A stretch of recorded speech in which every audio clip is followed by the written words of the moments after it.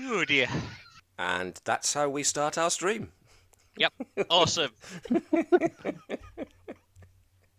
The sound of someone yawning very loudly. I'll take it as an omen, maybe not this week. Okay, bye. It's fine. This is going to be a good session. I have a good feeling about this session. Right, so before any preamble, let's load that intro, shall we?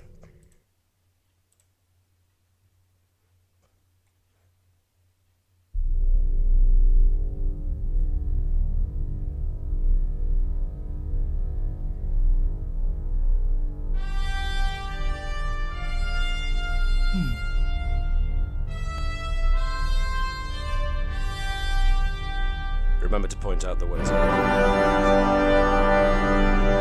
no music from the stream.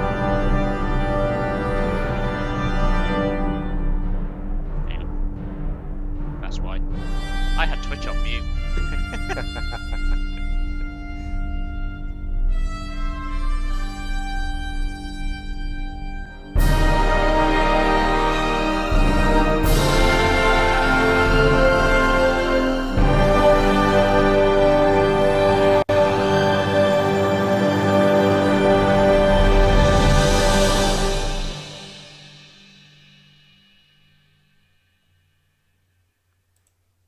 And there we have it, our noble intro with most of the credits wrong.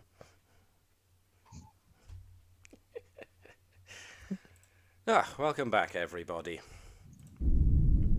Let's get some ambience going. Or we could have a small child squeal in the background. That works just as well. Oh god, it's going to be a Halloween episode, isn't it? Small child screaming in the background. It goes very wrong and weird when you've got your voice modulators up and then she's just talking in the background. Yes. Well, we are going to be a crewman down tonight, as Davos is unfortunately ill and therefore feels not up to joining us for at least tonight's session. So we hope he gets better soon, and maybe he can communicate with us in a textual fashion. And Well, so that he misses another one, then I'm afraid we have to go old yellow on him and get a replacement. You hate to see it. Mr. Edwards is now vying for this promotion, isn't he? Well, Oh, look, all of these senior officers have just disappeared. he was. What was that in about? cahoots with the chip the What was whole that time. about putting electrical current through the Jeffries tubes? Yeah, precisely. Where's Commander Vibers? Oh, we don't know, but we just found some burnt, crispy-smelling trill. So hang on, Yeah. you know enough that it was Trill. Awfully convenient. Jack Hughes. It's the Lachute protocol now. Well, yes, indeed. In fact, you gotta wonder, since he's the one who's, got so much time to himself, what does he do with all of that time? What does a transport chief actually do with all of their time? Exactly. Or to his changeling masters. Exactly the same as Miles O'Brien does. Beams up random natives and goes boom. And then Or beams just tells back him down. he's God while dressing up in native dress. Well, technically, And if back down. exactly what Miles O'Brien does. Start a family and then move off to a franchise where he's got a much bigger part. So Sue will be saying goodbye to the character of Mr. Lachute, who will be retiring off to, I don't know, Star Trek Titan or something. Deep Space Navis. Deep space. Yeah, he's just gonna rebuild and steal the Carpathians, go on his own Voyager-style adventures. See, he was going to do that with a shuttlecraft that we wrecked last week, and now he's going, damn, how did they know? Yes, totally intentional. You can't actually, those of you who can only listen to me can't actually see my eyes doing the shifty side-to-side look. That means it doesn't count. If you didn't see it, it didn't count. Totally. Well, blimey. Unless there was another amusing anecdote on its way, Gareth. I could make one up if you want. Feel free, I've just put you on the spot. Okay, I'll do it the old tradition. So there I was, yelling at Nova, no, for the love of God, no! And I don't really think that I can go on because I think that any time you yell at Nova the word no, the story's already peaked. Yeah, I'm going to have trouble following that, aren't I? Never mind. Oh, don't I'll worry. do my best. We can make it reoccurring thing. Every story we have to figure out a way to yell Nova no, even when she's not doing anything wrong. Of course, Just this... get rolled up. Go on, Rolled sorry. up newspaper for her. I've just realised something, actually. And a squirty bottle. Fortunately, they cost 3 momentum to bring along on the adventure. Not collars, only one and one escalation. Threat, even. Well, you mentioned threat, and actually, I've just realised something, that I get 2 threat for every playable character, and then we're a player character down, so I'm already down 2 threat. Excellent. So, yes. Because my one of the ability to make characters fun is parts. Nova, it goes back up to. See, we've got spare to buy Nova a shot colour. And of course, we're now going under the already established tongue trip that if I do mistake Nova and I've already forgotten her name, Natala. Yeah. Well, there we go. That's 1 threat gone already. Did win? No, you didn't get them confused. You just You forgot. just forgot Natala, yeah. Yeah. I just forgot Natala. So that's a good That's start the to the night. strategy. So, yes, I may very well have less threat to end the night with than I started. Think of it as mum and toddler. Well, okay, that makes a certain degree of twisted sense. So, before we get properly started, this is actually the start of another episode, because the last episode, though it did end on something of a, I won't say cliffhanger, it was more like the leap off of a rather medium-sized hill. The plot bomb went off. Okay, yeah, that's a good one. The plot bomb did go off. We ended it with that musical sting that Star Trek does when it does a dramatic moment. It was just at the very end of the episode. Yeah, but you failed to start on this episode wrong. You sort of like previously on Star Trek Navis. Well, to be on, fair to Micah. myself, the start was kind of hijacked, just a teeny little bit. So, before I get on to previously on Star Trek Navis, we should really address something that happens at the start-ish of every episode, which is research and development. Some folks have already spent some of their milestones to improve some of their stats, and that's brill. So if anybody else has any ideas as to what they would like to change, excuse me, using their milestones, now would be a good time.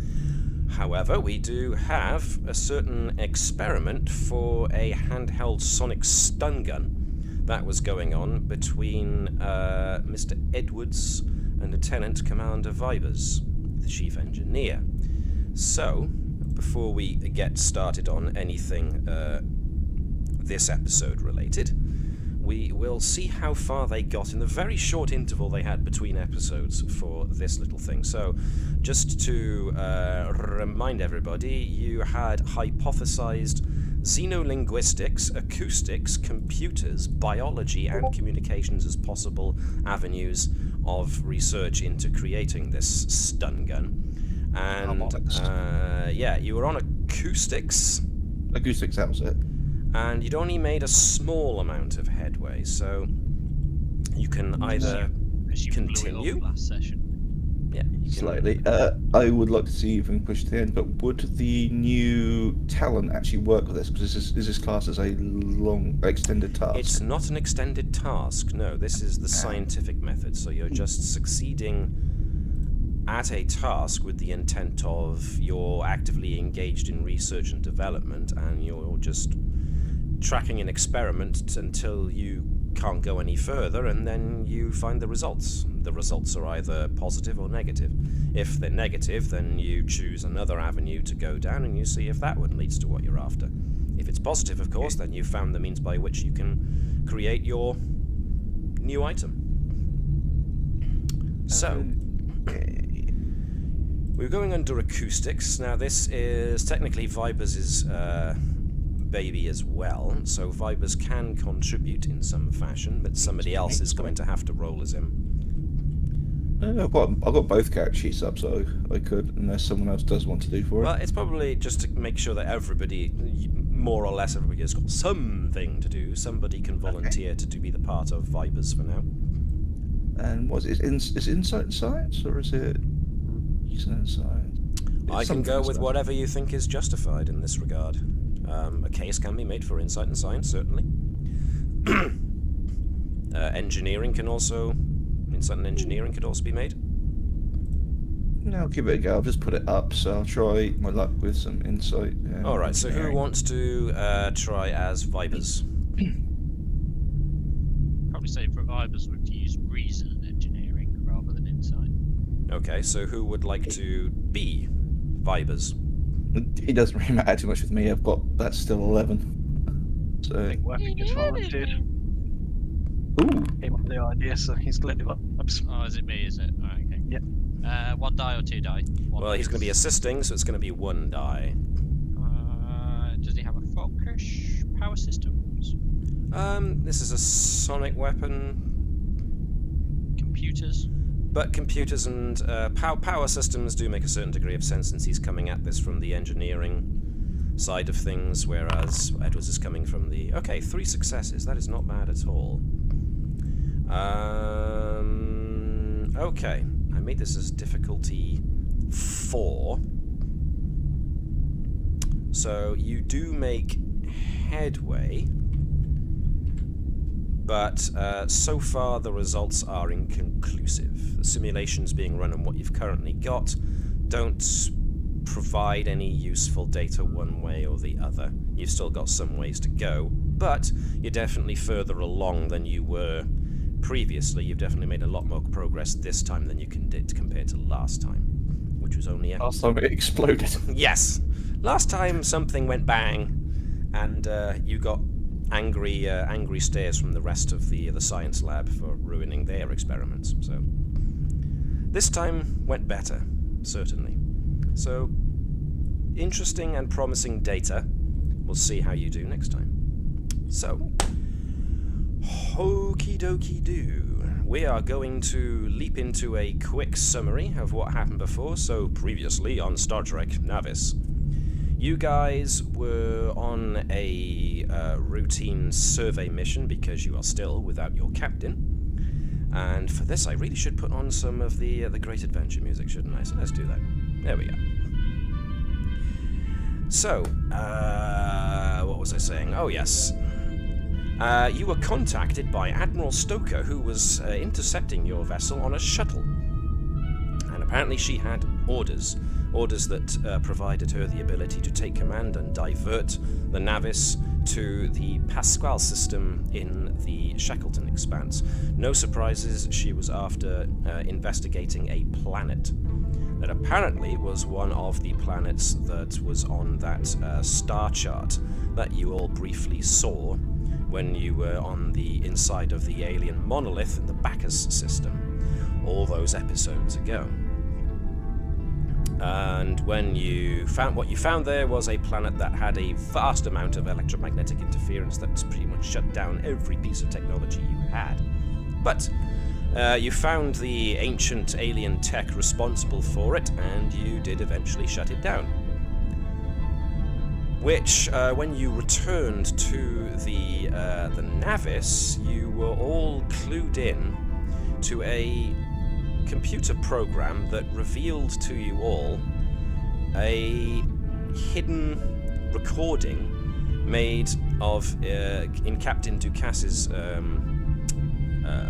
ready room that shows a conversation that happened between Admiral Stoker and Captain Ducas that resulted in a scuffle, which saw Captain Ducas knocked possibly unconscious, and Admiral Stoker had her beamed into the Navis's transporter room pattern buffer and sealed.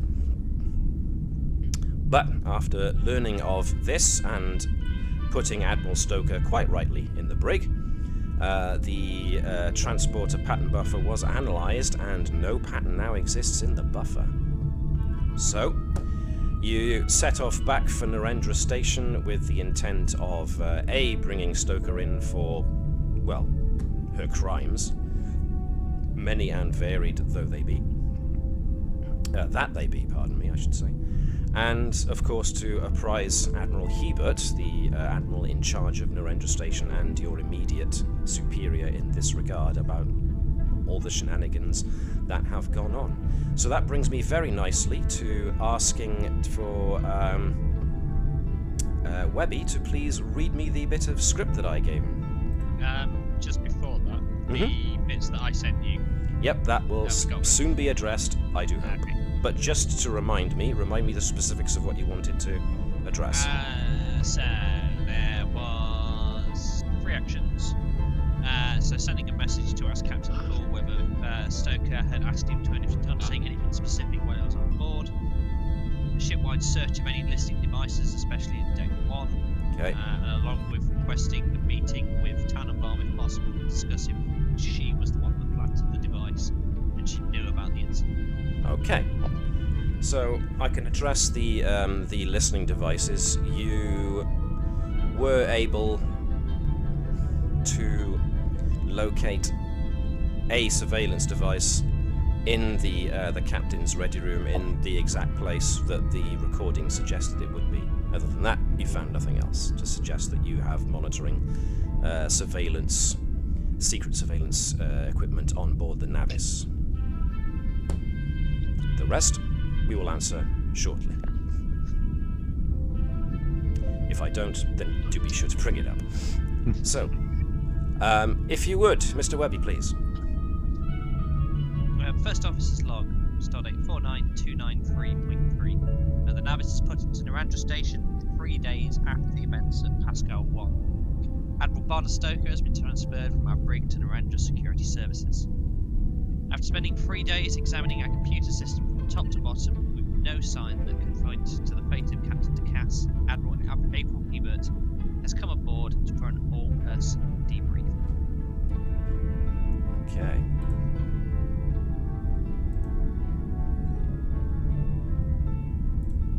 So we join the crew of, well, the senior crew of the Navis in Transporter Room 1, with, of course, the Transporter Chief, Gregory Rachude, joining in the background, and April Hebert, the Admiral herself, just standing on the step to the transporter room, to the transporter itself.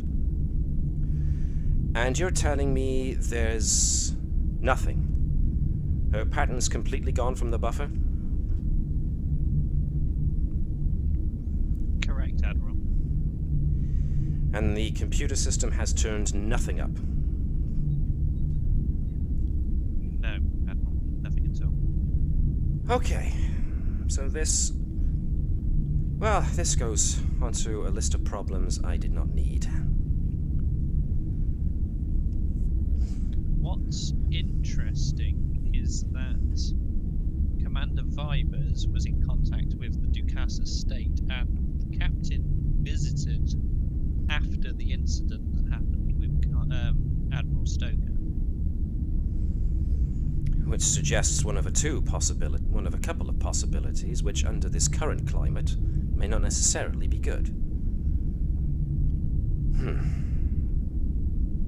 Okay. Anything else? All right then. Anyone else have anything to contribute? Yep, does anyone else have anything they want to contribute to the conversation? Nope, okay. Well, to say this complicates matters is beyond an understatement. Funnily enough, Stoker was, how shall we say, unresponsive to a lot of our questions initially. But apparently, within the last 24 hours or so, it's been a job to get her to shut up. Stoker hasn't been saying anything intelligible, mind you. According to what I've been getting reports on, the security service station on board Narendra has reported that within the last 24 hours, Stoker has taken to scrawling on her confinement bay walls. muttering to herself incessantly. What we've managed to determine is that the vast majority of his scrawlings are some kind of set of coordinates. The rest appear to be mostly nonsensical equations. The coordinates that we observed her scrawling again and again will come as no surprise to you that they seem to point to something somewhere in the Shackleton Expanse.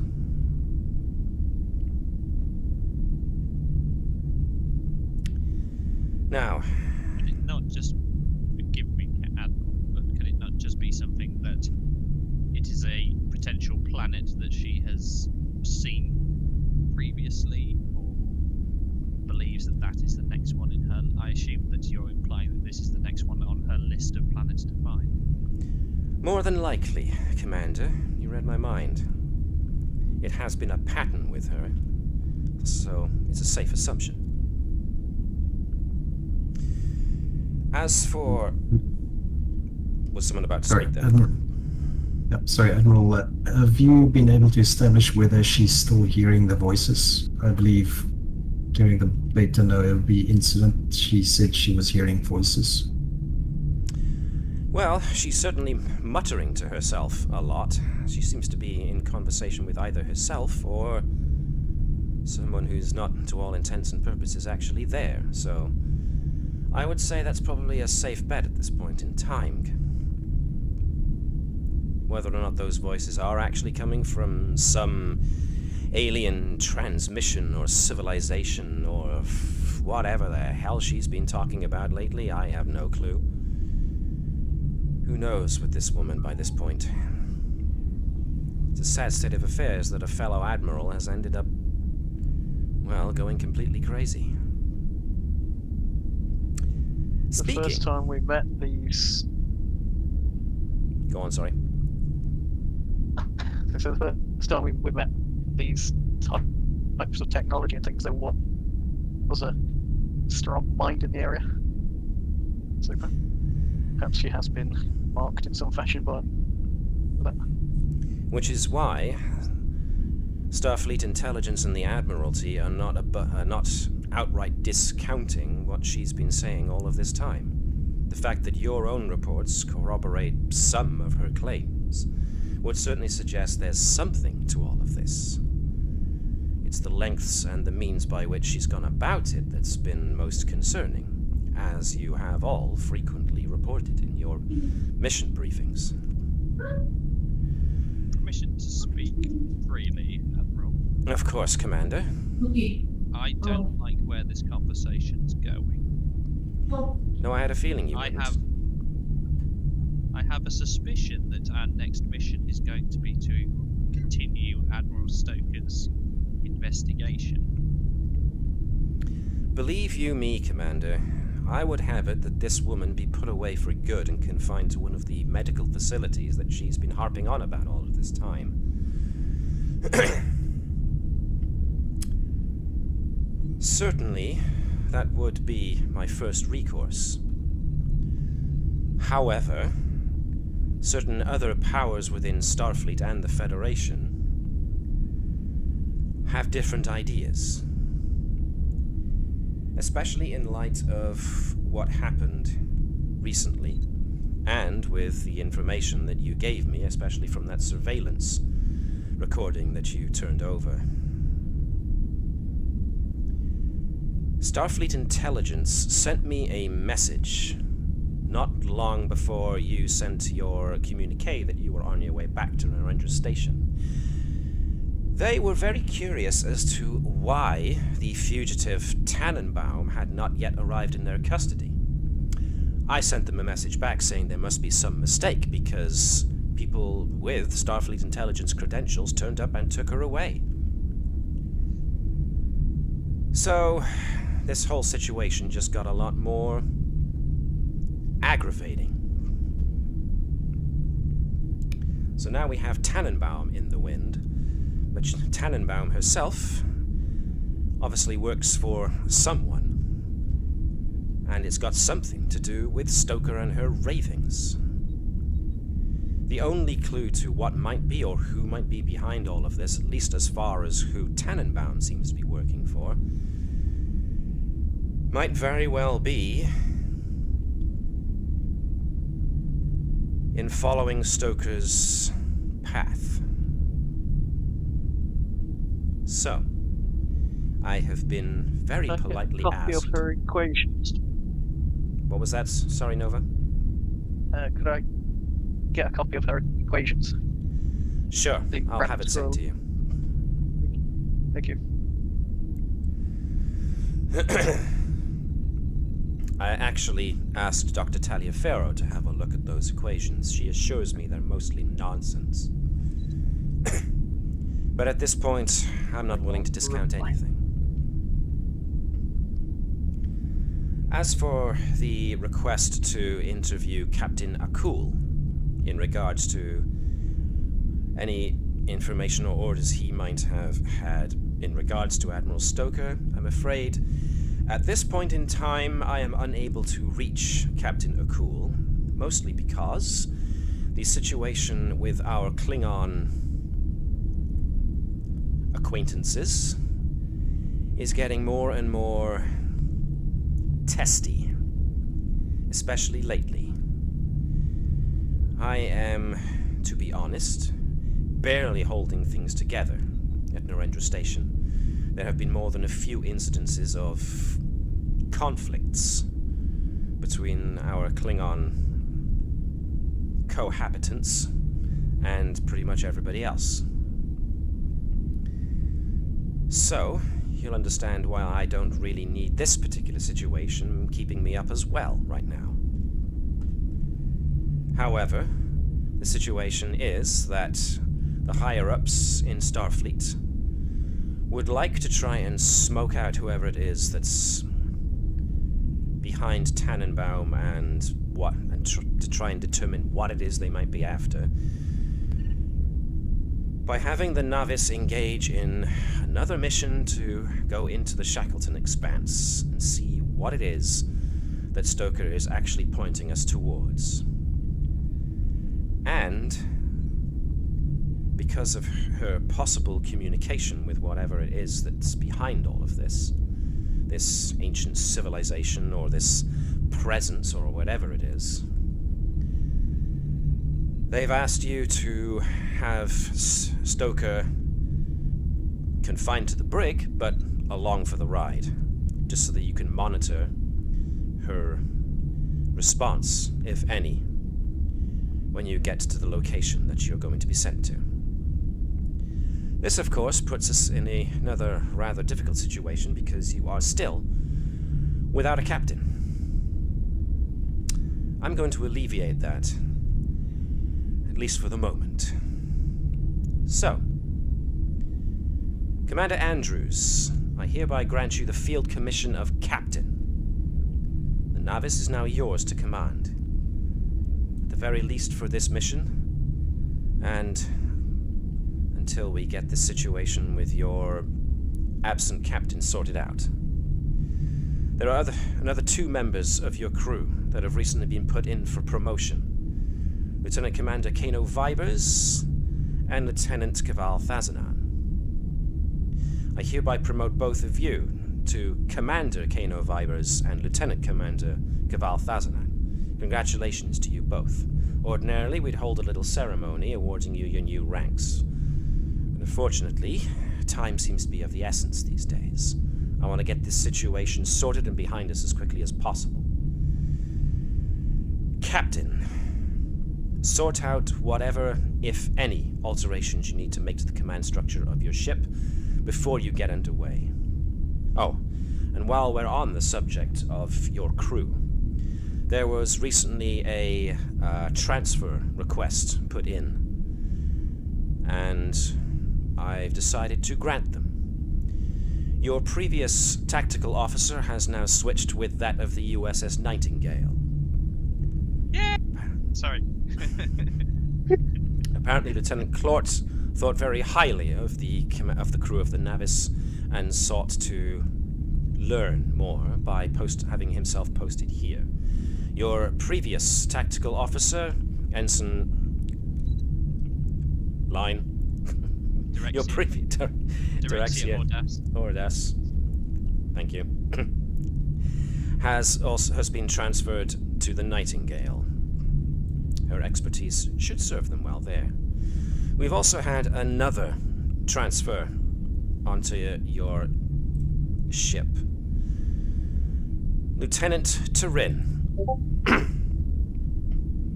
Part of Starfleet science. She has specialty in astrophysics, but also xenoanthropology as well as xenoarchaeology.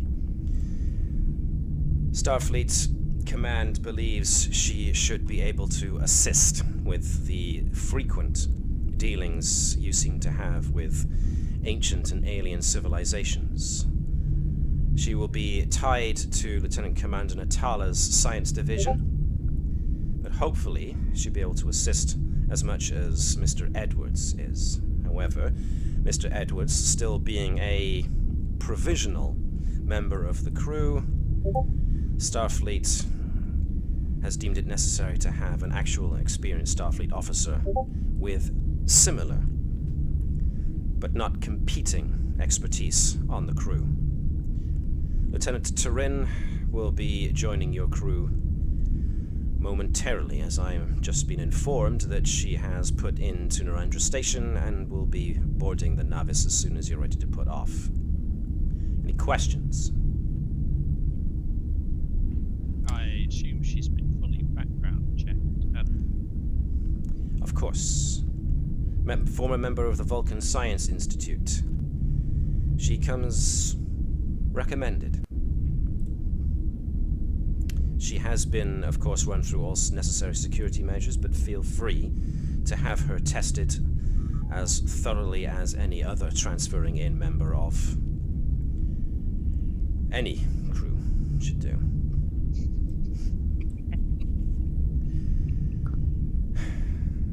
Look, you guys have all been through a lot. You've been through enough, and you've coped extraordinarily well considering the circumstances you've been thrust in repeatedly. If it were up to me, I'd have you dealing with something else, anything else than this nonsense you seem to keep getting dragged into with this Shackleton mystery. But until we solve what the hell is going on with Stoker and her claims and everything else, this is a situation we find ourselves in at a very, very inconvenient time.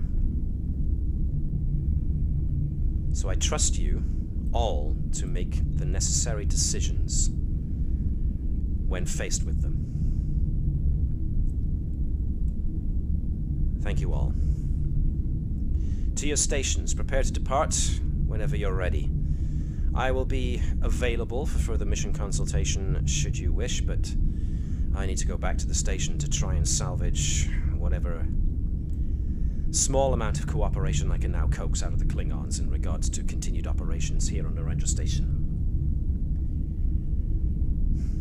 Congratulations, all of you, on your recent promotions. Make Starfleet proud. At which point, Admiral Hebert dismisses herself, and we're going to throw ourselves back to the bridge. I say back, we didn't even start there, so we're going to go to the bridge. Bridge ambience. Ooh, let's turn that down a bit. So, getting to the bridge, you have your new tactical officer, Claude, and you have Lieutenant Turin currently posted on the science station on the bridge. Now, Captain Andrews, yes. Does there no Dr. Bertram will want the new arrivals to do the normal checks in sickbay when they arrive? Absolutely. I expected nothing less, but thank you for making it clear all the same. Okay. So, I suppose the biggest thing we need to get out of the way first is the command structure alterations, if any. So, if you're alright with that, then that's how it's going to go. I mean, realistically, the command structure would just jump a step, so Natala would take over as the XA. Although technically now Viber's outranks her. But yes. Then again, he's still chief engineer. Yes.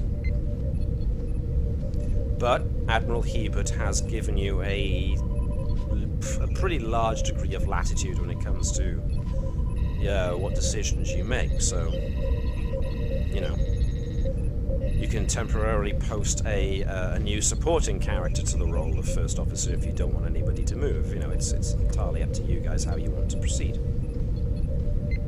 Any volunteers to take over the XO role? Personally, I feel the Cloak would be best served working with Security Bravo and the Tick to turn their tag team into a trio. That way we can be ready to take on the ever-increasing threats He that was we the keep on former facing. security officer. Exactly. He can only be part of a tag team if he's got a signature move. Well, I believe it's going to be the Bravo Bomb, then the Tick Attack, and the Cloak Crusher.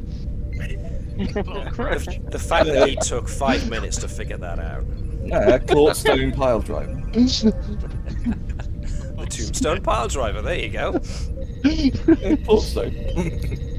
He looks like Tombstone from Spider-Man, actually, so there's our first cross-franchise comment of the night.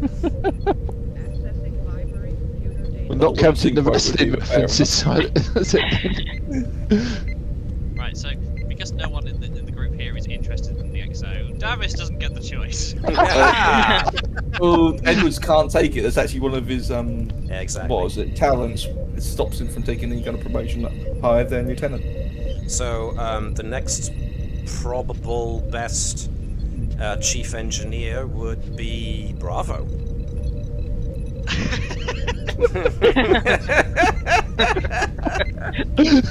Which is funny if you know about Davis. Yeah, that's very much an in-joke. So that's very much a niche clique joke. You know he's gonna hate you for this when he comes back. He's like, "What? Well, I've got it's his fault for responsibility." getting sick, isn't it? Oh, actually, no. We could have Ensign Jenny Eric. You want to put an ensign as the blaming XO? Navis for him catching COVID. You horrible person. He shouldn't have breathed in. You know, we were all able to just like hold our breaths. But we're breathing for fun. So, yeah, I mean, I didn't expect Edwards to move at all, and I didn't really expect Keval to move either, nor Nova, nor Bertram, really, so it was pretty much everyone else that I was wondering how you fancied pulling off the switcheroo, but yeah.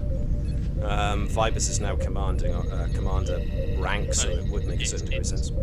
It's acting, isn't it, for both of us? It's acting, technically, yes. Exactly. So yeah. So he's still going to just shout orders down at engineering all the time. Yes, but now he gets to shout orders to every department rather than just engineering. So He can't so hide mean- in the engineering department. He has to be on the bridge. Does that mean instead of the Vibers Protocol, he should now refer to it as the Vibers Executive Protocol? if he really wants to be that smug and self-satisfied, then There's a part of me that thinks Vibers would do that. Well, now that we suggested, I think he would. See, if Navis was watching the stream now, you could just sort of like wait a couple of seconds and then just be a stream ping of like, boing, no! That's actually probably the only reason I promoted him, just so I could hear the cries of his suffering from afar. Not more responsibility! Sadly, yes. Also, you can't complain. He's not been replaced yet. Unlike myself. Replaced? You mean like by a shapeshifter? Yeah, very funny. Look, there's only room for one changeling on the bridge. And it was similar, not competing. The Admiral Well, stressed. you better leave then, because you know you'd be the last person who would think would be a changeling. Therefore, you're probably the most likely person to be a changeling. That's a good point, actually. Introducing Lieutenant Turin. Turin, for a Vulcan, she seems a little on the shy side.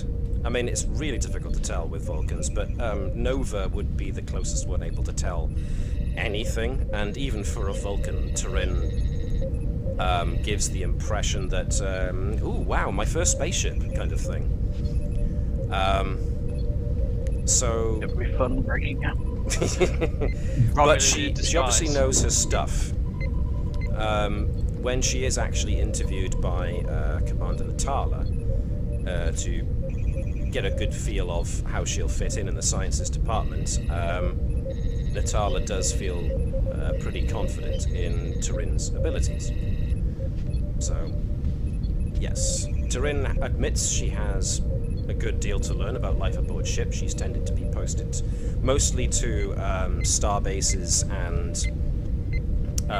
laboratories around the Federation. So, because of her xenoanthropology and xenoarchaeology focuses, obviously that makes her a very niche career. But the fact that she also has astrophysics... Hitting my thunder. Well, she can help with your thunder. She can give your thunder a bit of an assist, should you ever need it. So, there we are. Or has she been sent to monitor you? That's just me wanting to inject some level of paranoia upon a player, so, you know, that's just... Well, because none of us can still access Mr. Edward's sheet. That's not my doing. Suspicious. Very, as the kids say these days, sus. Not anymore. That was so 2020. Oh, pardon me. That was so before COVID. I can't even remember the days. Technically, it is so COVID. Well, sorry, I was about to do something very pedantic there. So I will refrain. Right, so, with the command structure changed, is there anything else you guys want to do before the Navis sets off? So I asked for a copy of her Yes, you did. rantings and scrollings and formulas. Okay, So, then. using the universal adapter, I think I've now got 3 or 4 computer cores, including the Hello. I want to try and link all 3 of those together to some kind of output device that's basically just limited to being like a screen and a notepad, so it can communicate and display what it's reading. But I want to start funneling those through the cores that we've stolen. Or I've stolen. Okay. Okay. And That's the Hello valid. at its center is the control conduit. Alrighty. Let me think.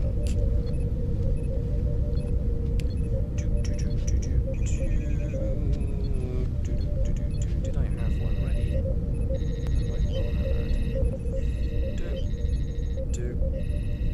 Now, give me just a moment. Aha. Found what I was after. Alright then, so the first thing I am going to ask for is for, well, Nova to give me just a basic insight and engineering test, I suppose, to link all these things together. I mean, does somebody want to be Natala, who can assist in some way in order, because let's face it, Natala would never allow Nova to do this on her own unsupervised. So, yeah, does someone want to take control of Natala for a bit? No I've response. rolled, Alex has rolled, So it's between Gareth and Jan, I suppose. Okay, I'll roll if you need to. Cool. So, what did I say? Insight and... Engineering, yeah. Yeah. She'd also open it up to Edwards if he wanted to be involved. Yeah, Just okay. Play around with it. I guess part of her nature now is to prove that it does belong in a museum and you can play with it. So, Edwards has been extended an invitation to join. Or was that you saying you want to prove this thing belongs in a museum? No, it doesn't belong in a museum. That we Oh, it should doesn't. be using it out in the field. Ah. I think we should get our newest officer to I just roll as realised well. that literal turn of phrase might actually goes against one of his values, which is this belongs in a museum. So what you're saying is we should get Claude to take a point on it. I think that Claude should take the Oh, point. Claude definitely invited if he wanted to join. Oh, he would help because, well, you are the higher ranking officer, so if you have requested his help, then he will accept. It's an invitation. It's not a novitation. I like that. So we've got enough for 5 dice. So we've got 2 for Nova, 1 for Edwards, 1 for Natala, and 1 for Turin. So. We invited Claude, not Turin. Yeah. Okay, you want to do Claude? Let's do Claude. I mean, that can't possibly go wrong. Claude's rather confused as to why you would invite him in on such a thing. Claude, make this work. Claude's Yeah, like well, completing extras in his hands. Nova spent a lot of time with Claude on, like, obviously he was in the operations role and he did a fantastic job. I like to think Claude speaks like the Hulk, but actually, unlike the Hulk in his normal hulking form, actually has multiple PhDs and stuff. What's it? Insight and engineering? Did you say? Please. Yep. I'm guessing I get my focus of ancient technology. Yes, because these are parts that Nova ripped out of ancient technology. So yes. I'm assuming, unless quantum mechanics kicks in, I'm assuming none of Natala's focuses really count for this. I will allow quantum mechanics, actually, and if Jan wants to be Lieutenant Turin, because she will get involved in this, I'd have put up my engineering, because that wouldn't have got me the 2 successes then. Insight and engineering for Lieutenant... Actually, can you actually access Turin, Jan? Yes. Excellent. So, yeah, you can give her a turn as well, if you could, please. But so far, so And I good. monitored Turin while she's performing her actions. Yep. Well, you're the lead, so everyone's following your lead, so... Focus is xenoarchaeology. Yep, that'll do.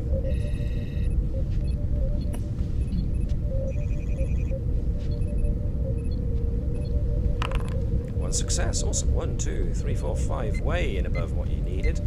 So, actually that was 2, not 3. So you got 2 momentum just from that. So, yeah, Lieutenant Turin, very keen to get involved, and, yeah, while everyone's helping out hook this thing up, Turin is extremely interested. Fascinating. You managed to actually create a universal interface port for pieces of entirely alien and heretofore unseen, unexperienced technology. And yet, your interface works.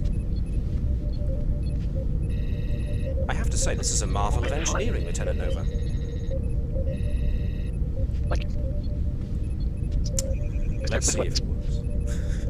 You're going very quickly. I'm guessing there's, like, bottlenecks of the data coming through, because it's just all of a sudden spurts of your voice and then it's nothing. Is anyone else getting that, or is it just me? No, it's not just you. It is that case. Is that just normal Nova?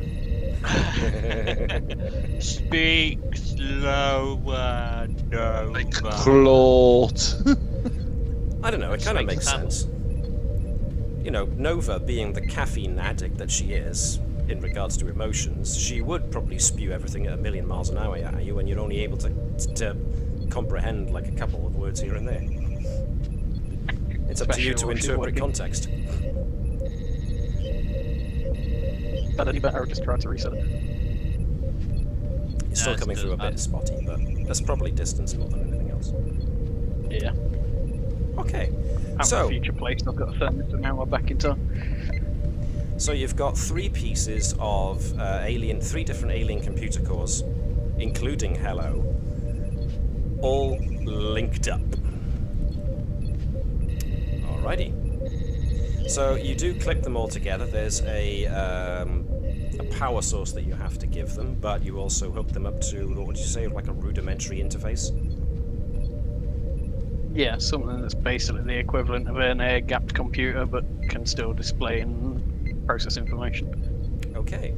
So the 3 crystalline cores light up and start to flicker in a manner which would suggest that the cores are working and are processing data. A whole screed of what first appears to be nonsensical characters start scrolling down the interface screen that you set up, until the screed of info kind of dies away, and as well as text coming up on screen, you also get a voice. Unit H31L0 ready for input. Hello again, Unit Nova. Oh! Hey!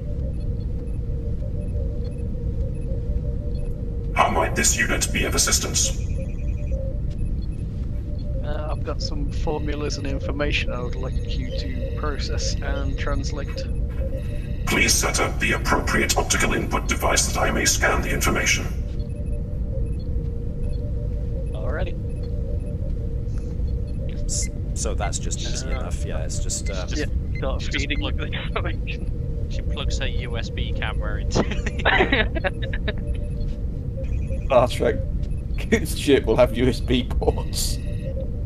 Left, right. Floppy disk. Yeah, it's gonna be reels of tape.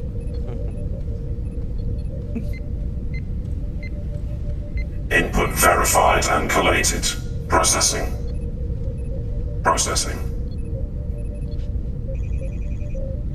Formulas identified.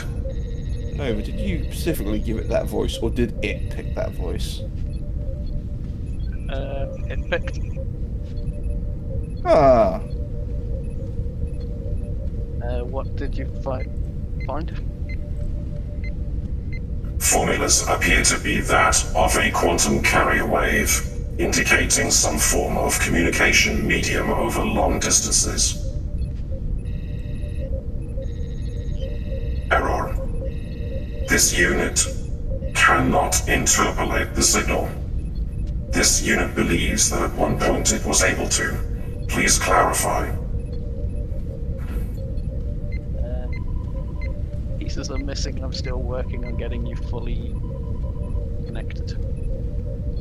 Do the best you can with that. Very well, Unit Nova. I will try to collate the information. Stand by. Let me know what you need. That is very kind of you.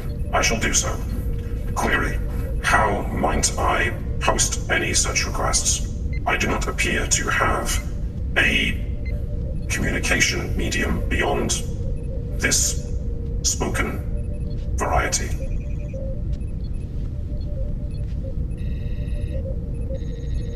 I do not appear to have access to communication systems. Natala will subtly remind Nova that there is an executive order in place not to attach an unshackled AI into the computer core. He said nothing about combat, just I was sitting there going, don't say it, don't say it, don't say it. It's like, rubbish. Damn loophole. I was like, I was so tempted, like, Edwards to Captain, please could you amend the executive decision quickly? Amend? Don't you mean enforce? Amend. No, amend. Well, the technical loophole, if you're really going to do what letter of the law compared to spirit, it didn't say comp badges. Yeah. Legal addendum, right, I got you. Yeah, amend it. I think. Can I Natala- amend the combag to a private frequency so it's only able to contact certain just senior crew, like that sort of?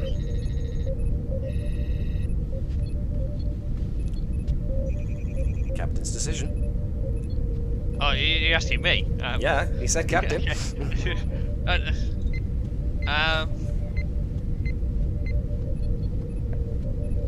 Ooh, I can Limited. hear Andrews' jaw working. Hey, at least I asked for permission this time. Access. That's what I'm It is saying. able- I'll limit it. It is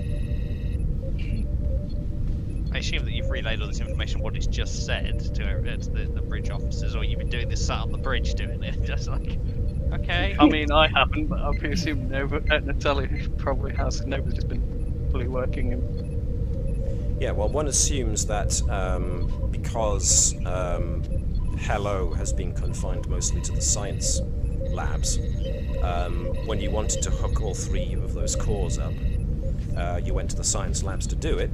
So Edwards and Natala and Turin and Nova are all in the science labs. Access to communications is granted in a limited capacity. I would like to ensure that that it can only transmit on a single frequency. That frequency is constantly monitored, and any fluctuations, it will be terminated. As in the device or the communication channel? Yes.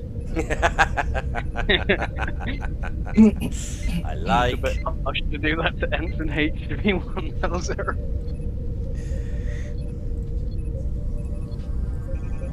Limited communication protocols established and verified. I will report any findings on this communication channel. Thank you, Unit Nova. Your vouching for this unit is appreciated. Welcome to Starfleet. Thank you. Query: what is Starfleet? I'll teach you as much as I can later when nobody's looking. Acknowledged. This isn't Alex as cringe. Sorry, this isn't Edwards cringing. This is Alex. I'd like to say Edwards would probably have more calm. Well, more... We now know what Nova's next downtimes are. I'm going to build a body. That's not where I saw this going, but okay. Not on me, not when you can have a full mech. I assumed you were going to give it the whole Navis, but hey, what am I to say? All of a sudden you just see a wire sticking out of it into the nearest port, and it's like the note said "Do not touch property of Nova" or something on it. That's a good point, actually. Claude. Claude thinks deeper voices the mark of intelligence. Captain, Claude has concerns. Congratulations, Edwards. You're no longer the most mistrusted member of Starfleet. Please don't say that. That means you're acknowledging that it's just been made past just an acting member of Starfleet. Lieutenant Claude, what are your concerns as a relative newcomer on board the ship? I would value your opinion. If I may, Captain, we don't know what these cores were programmed with. It was able to create an audio means of communication without Nova setting it up. Maybe I should keep a security presence near the science labs, sir. I agree. I think that is a wise choice. It is worthwhile having observation on this. I will send However, a message to Lieutenant Bravo, sir.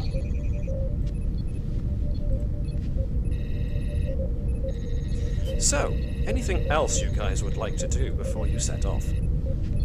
I want our newest Lieutenant Commander to provide a full diagnostic on the his console and improve and how he's going to improve his team morale.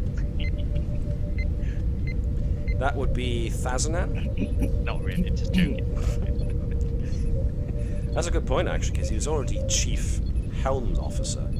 So, with increased rank comes increased responsibility.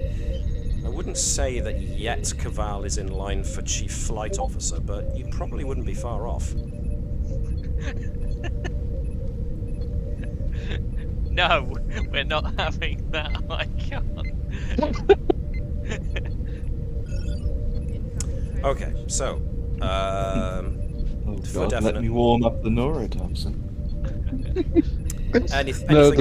Any preparations that you want to make before you go out to? I think it'd be worthwhile is that we pull up whatever records we can of the area where we're going to, whether there's been any previous Starfleet vessels that have been to the area, any known local stellar phenomena, Okay. what kind of planets are in the area, just in case, perhaps launch a Class 1 probe when we get to the edge of the outer.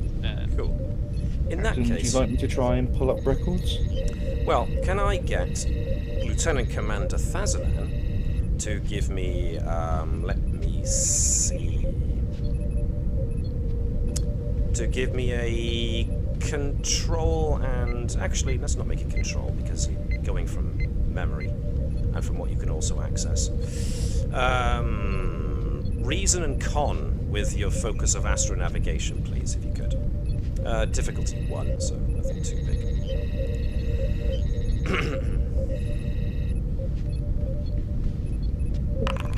2 successes, but there was a complication. Okay. Crash the shuttlecraft again. Hello, get out of my console.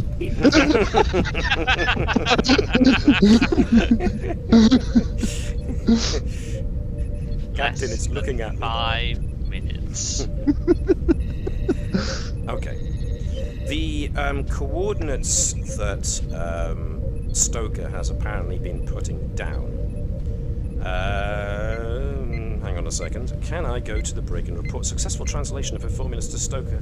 See if she feels better or gives another message. Okay, I will get to that rather interesting point after I am done letting Jan know what Thazanan found. So, punching in those coordinates, it is an heretofore unexplored part of the Shackleton Expanse. Now, luckily for you guys, you've been through the Expanse plenty of times. So there's the usual type of things to watch out for. Mostly the gravitational anomalies prevalent in parts of the Expanse. This particular set of coordinates seems to point to the Soam Satgil system, but the coordinates themselves don't seem to point to to a planet. Your best guess would be that it seems to point towards a satellite around the 4th planet. Now, there's not a heck of a lot known about this specific system since it hasn't been explored yet. So, your guess as to what you could find as far as potential stellar phenomena goes is... it's going to be pure guesswork and finding out what happens when you get there. Launching a probe when you enter into the system is a pretty good idea. But you'll have to, of course, wait until you actually get to the system to do that. So, was there anything else that you think you would want to know about that, or are you content with what you just heard? Okay.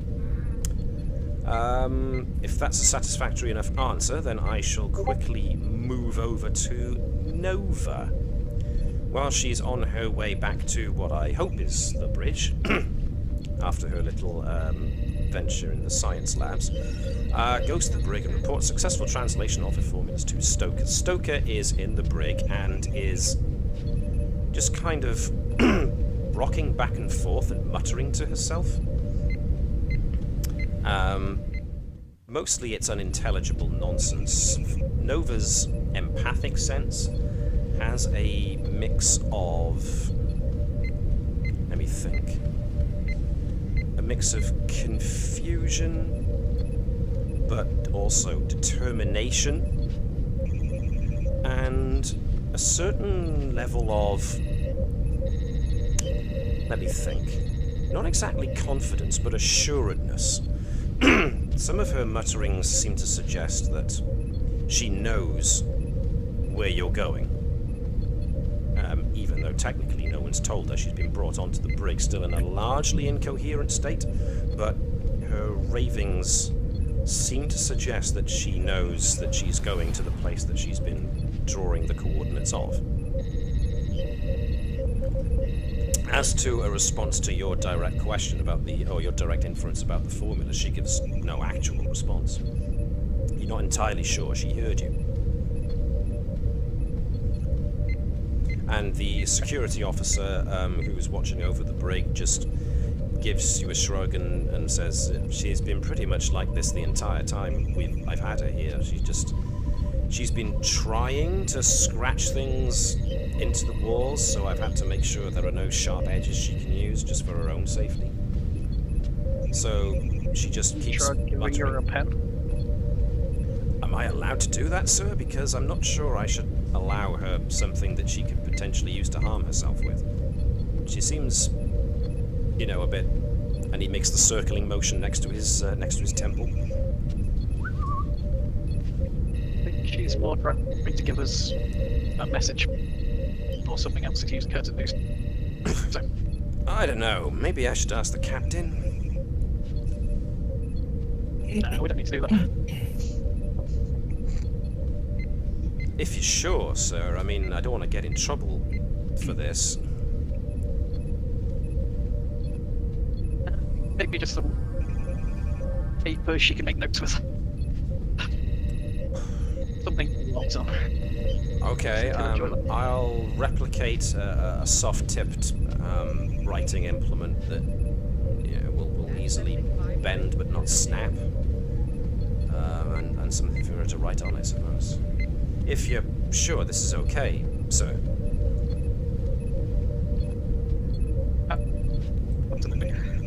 Okay. So, yeah, the security officer does it. He uses a special replicator that he can program on his side, but actually introduces what he's replicated inside the cell. So Stoker takes a couple of moments to notice there's something there, and when she does, she quickly snatches it up and begins to write furiously on the paper. She quickly runs out of space on the paper and flips it over, and when she's done with that side, she starts scrawling along the deck. And it still matches the stuff that you've seen before. Seen already. Does she at least seem to feel better? I didn't quite catch that, Shaun. You're going to need to repeat that. I'm sorry. Does she seem to feel better about having something to get it out of her head on? Yeah. The level of confusion lessens somewhat now that she's got something to focus on. But there's still that level of...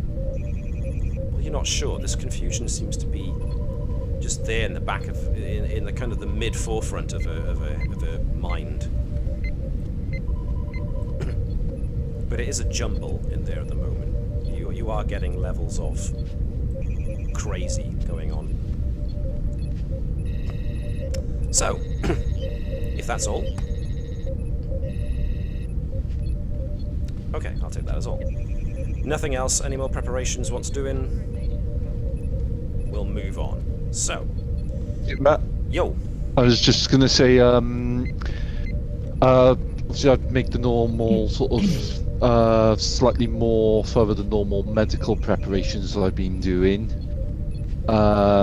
Prepare some hydrolytin doses in case we run into another place where technology is kind of compromised and need to be careful of radiation stuff.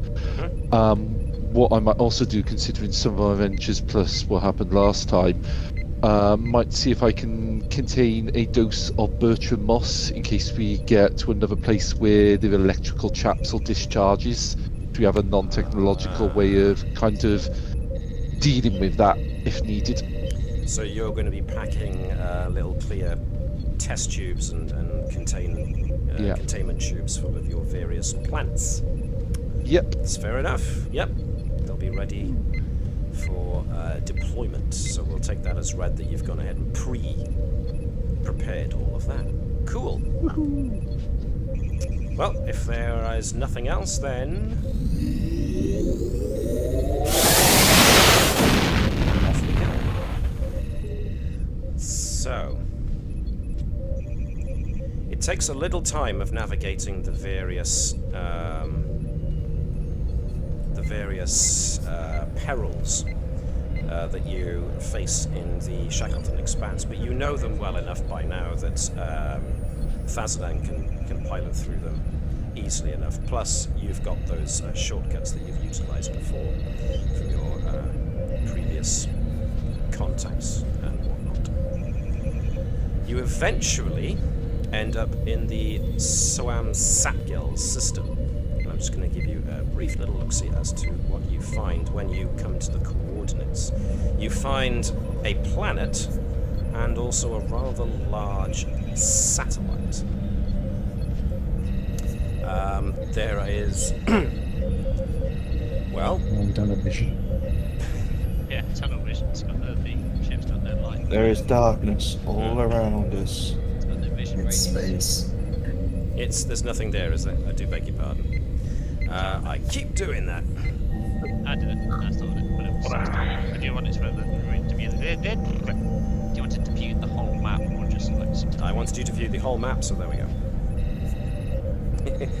The Navis is doing the happy dance.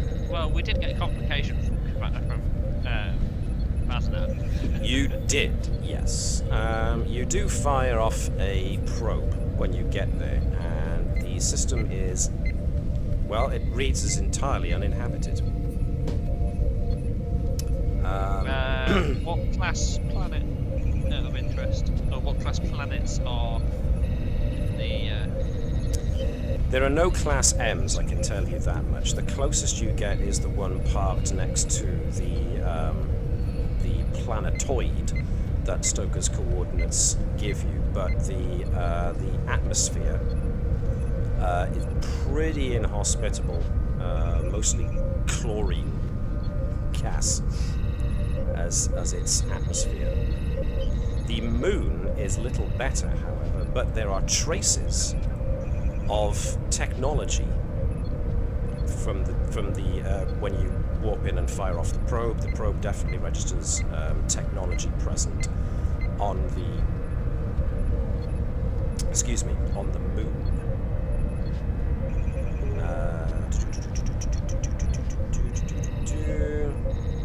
Just check the notes here.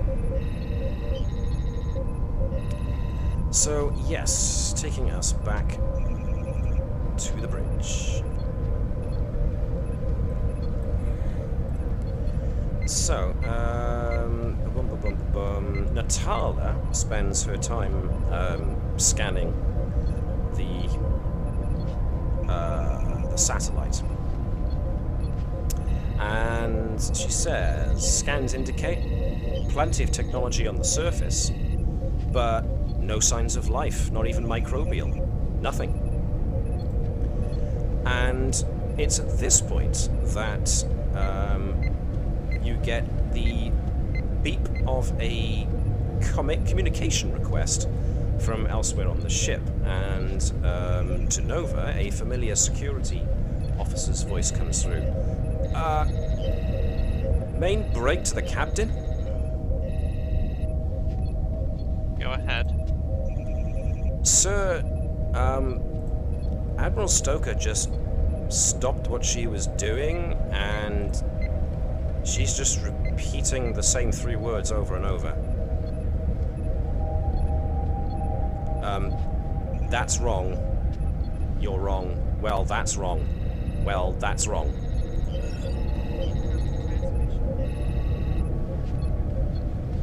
Bridge to Lieutenant Bravo. Might be worthwhile in taking additional security team and yourself down to the main brig. Okay. Nova, you seem to also have some good correspondence when Stoker was putting down her mental defences. Perhaps it's worthwhile a couple of us go to see what the situation is down there as well. So you're going to the brig. Okay. Just as you're about to...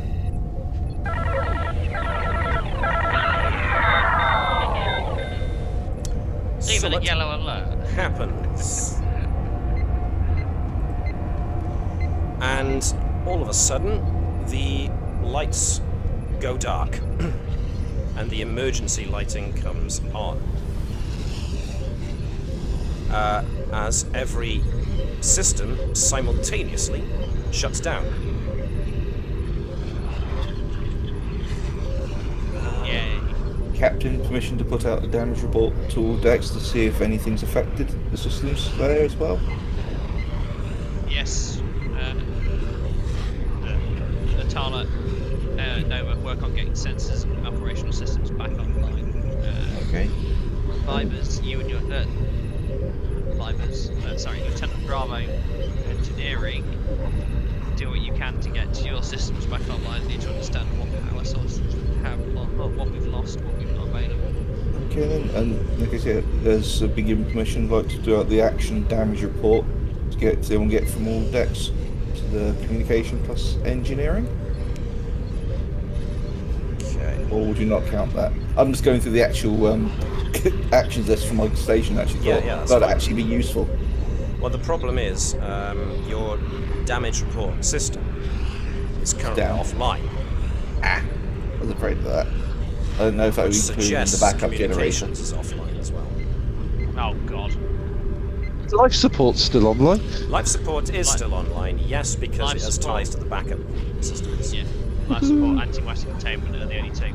I think we're going on I have a Bravo horrible- communication. Yeah, I have a horrible suspicion of the fact that the brig is on a auxiliary system, not a backup. Okay.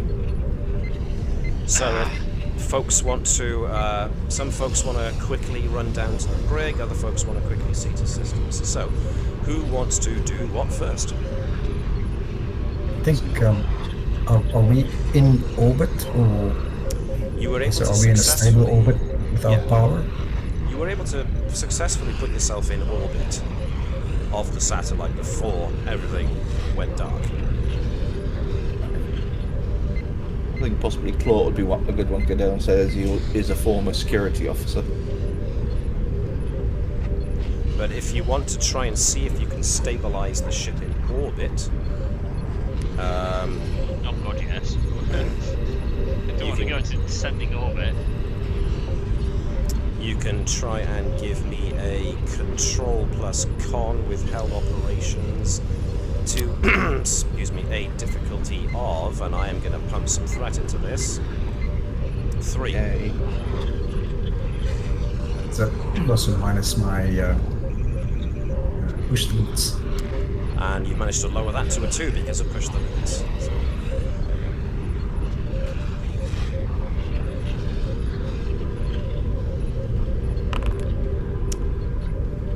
Right. Ooh, sorry. Any shit. I rolled control plus command instead of control plus con. Saved! 15 is success. It's on the edge. Alright, so that's 2 successes. Alrighty. Woo! Suspicious that he passes. Yeah. Well, he still needs one more. Doesn't need to pass. And you say he pushed up to 3. I pushed to 3, but his talent pushes it back down to 2, so that's a success just narrowly. So, yes, Keval manages to put through just enough auxiliary power to the maneuvering thrusters of the ship to make sure that it is at least in a stable orbit, going on what the last readings he remembers seeing. Who's next? Who would like to do their thing next? Okay, so does somebody want to try and give me... who was trying to put power back online, if anyone? So it must be, yeah, it was Bravo, engineering Bravo, and then obviously Probably Natala and Helm. Nova would be working with. So obviously Nova and engineering should be working very closely in the power outage. I thought. Yeah. So I can potentially assist on that. Okay. So who's primary and who are the 2 assists? I'll definitely be an assist. I mean, it would make sense that Nova would be primary. Yeah, and then you can also have Vibers. I would say that Vibers assisting is probably outdoes Edward's assisting. Yes, we can have 3 assists, and we have up to 5 dice. Yeah. surely be primary. Well, you know, Provides actually got power as a focus. It's got I mean, yeah, Vibers would make sense as a primary. A, he's first officer. B, he's the former chief engineer.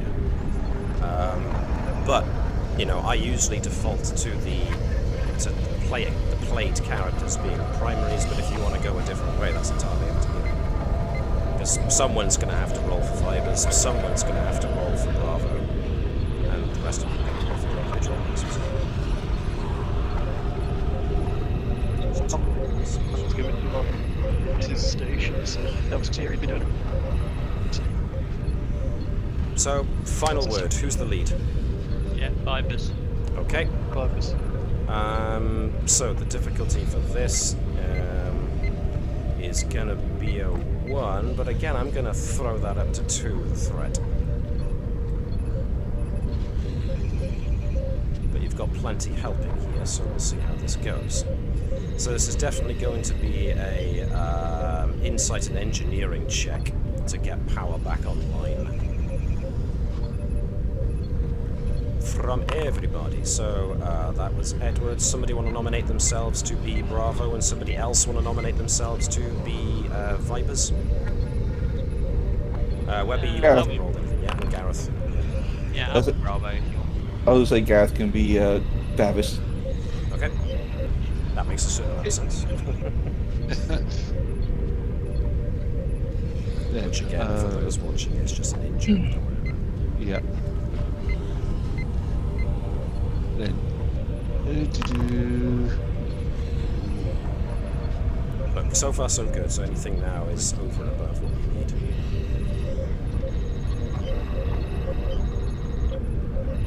Is it just one I'm rolling? No, it's Is that 2 right? because 5 is the Oh. primary. Primary. He Right, will focus okay. on power systems. Yeah. Whoa!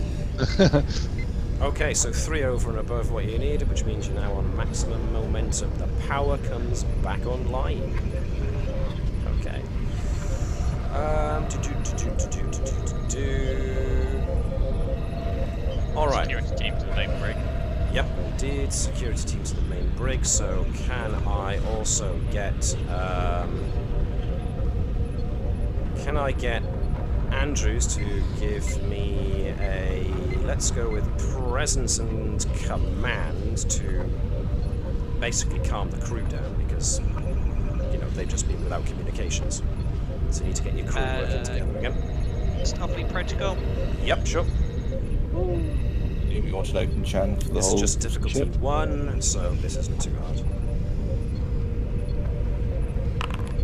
Awesome, 2 and above what you need. So yes, you bark orders quickly, get everybody working together again, and dispatch teams off to security teams off to the main brig. I'm gonna now want Natala to give a control plus science check, aided by the ship's sensors. So as far as the ship is concerned, if I can find them right. Yes, he's going to be using her sensor operations focus as well for her roles. The Navis is going to be using sensors and science to aid. So It'll be Jan's turn. Jan, yeah, if you can do the ship. Sorry.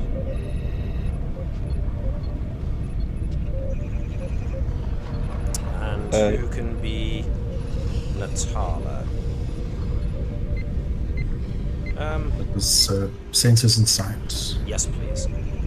Can I get Shaun? Why don't you grab why don't you be Natala? Just for this role. So that was control plus science for Natala, with sensor operations as a focus.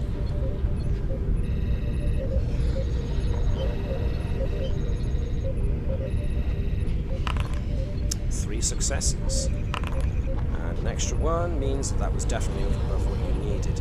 Right, so apparently a mass coronal ejection happened from the system's star, which Apparently, Lieutenant Commander Thazalan did not account for when he came into the system.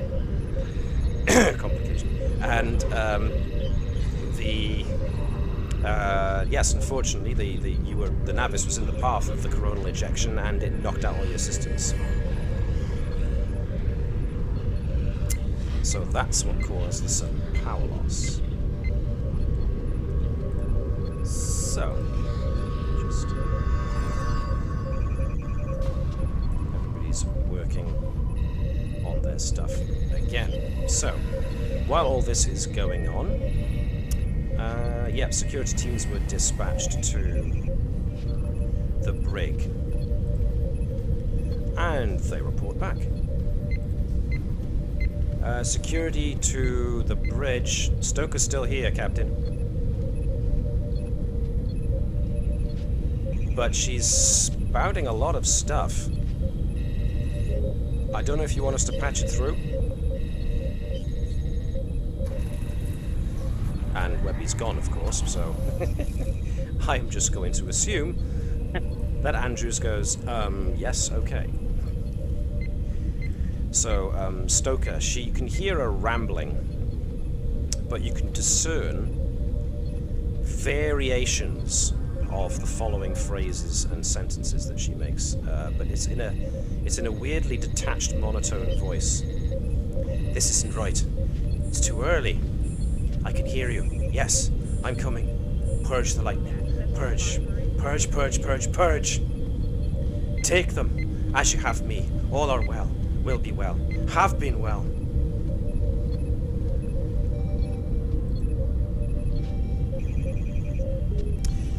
After a couple more moments of this rambling, she suddenly goes quiet. And over the comms, you hear a less monotone voice. Wait. They've left me. They've taken my mind for the last time. Our answers are on the surface. Please, I have to get down to the surface. It calls to me.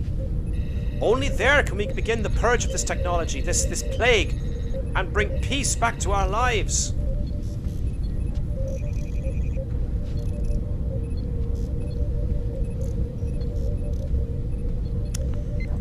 Sorry, where is Stoker at this moment in time? Stoker Brig. is still in the brig. Yeah, she ain't got it. And she was mumbling incoherently, but then just got a lot more coherent towards the end. And I am now going to... hang on a second. Computer alert noise.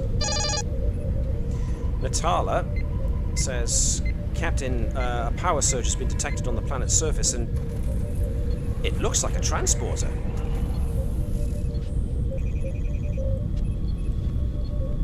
Are our shields back up? Shields are back up now, yes. And then you get Lieutenant Bravo to the bridge. Go ahead, Lieutenant. Admiral Stoker's gone, Captain. Something just beamed her right out of the brig.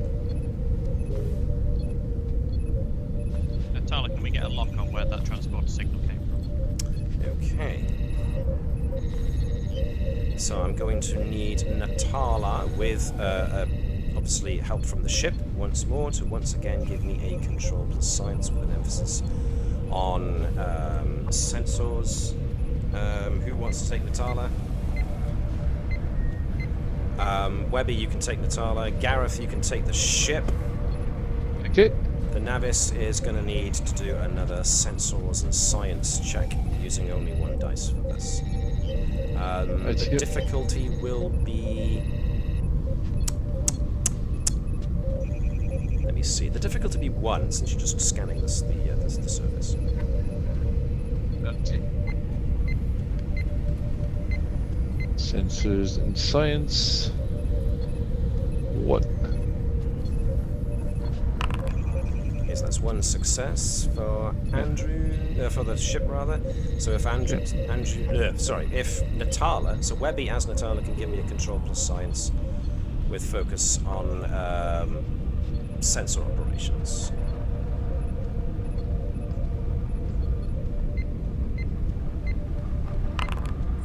3 successes. That's way over above what you needed. Natala is easily able to pinpoint Stoker's location. We attempt to beam her back. You can absolutely attempt to beam her back. Who wants to make the attempt?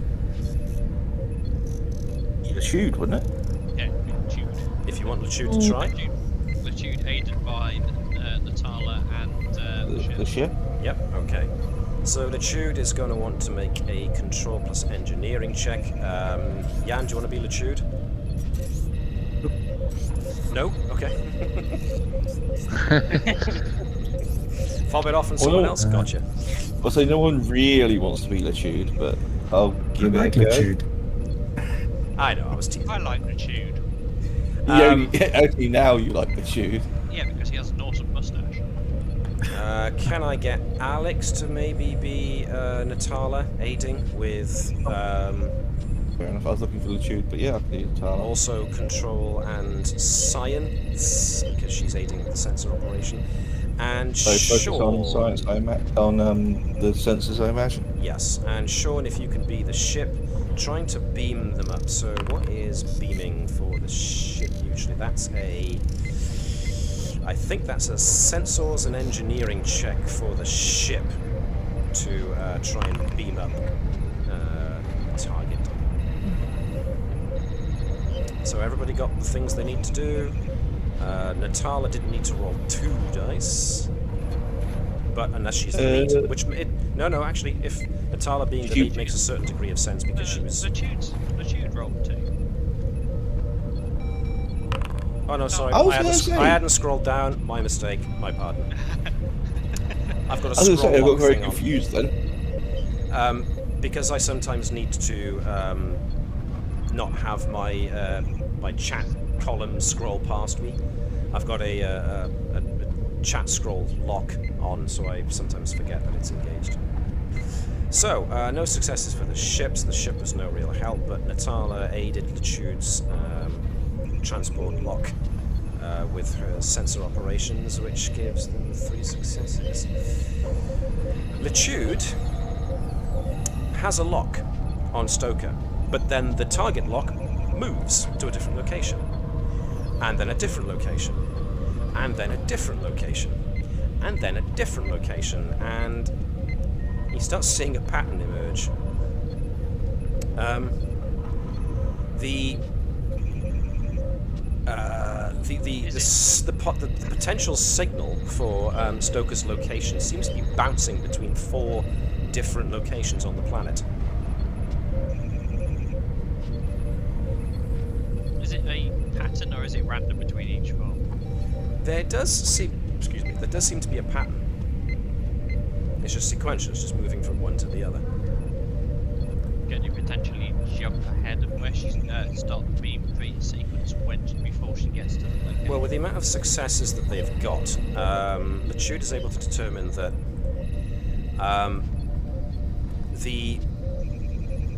there's some kind of, not exactly interference, but something is definitely blocking or confusing the transporter targeting scanners.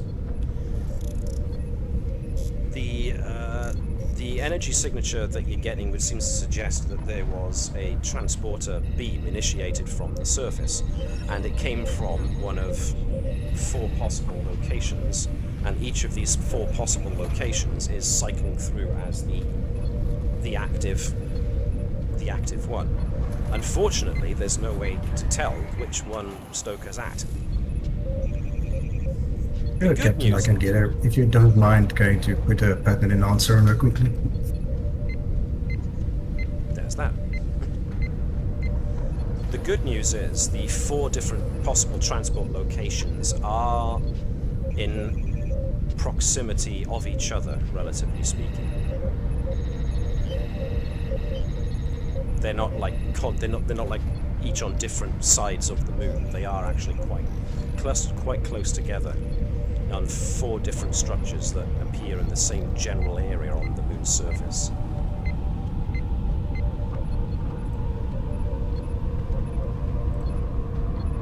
So, what would you like to do? Beam down, I think.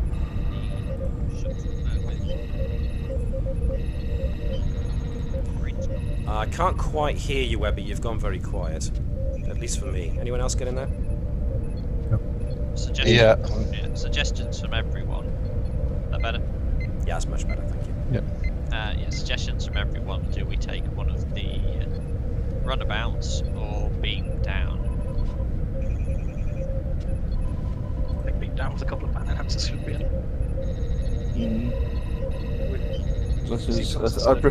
I'd prefer the runabout, but if it decides to beam us out of while we're in mid-transit,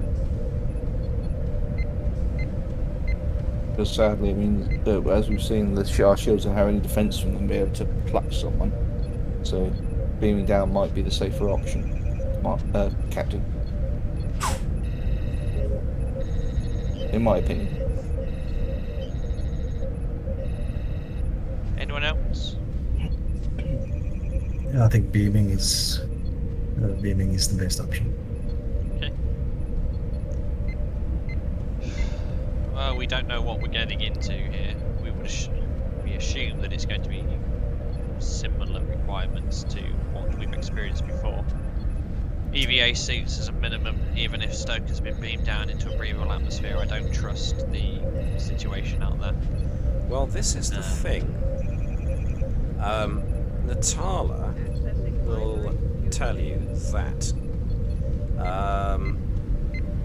scans indicate there is powered technology. Signs that apparently didn't exist until after the coronal flare.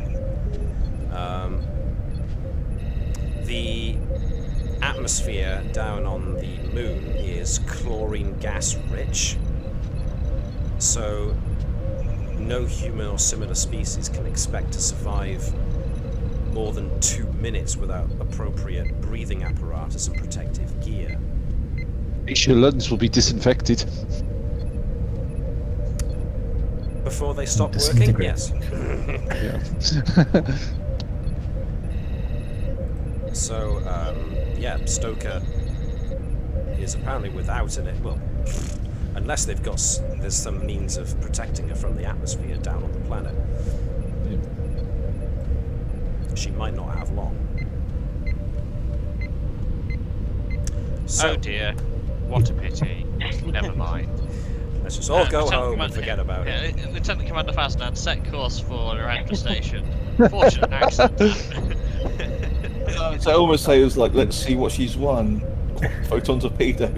Maximum Yeah. spread. Mr. Claude, fire quantum torpedo, full spread. Lord fire torpedoes. So, you want to transport down. EVA suits, yes, are a definite must. Let me see. So,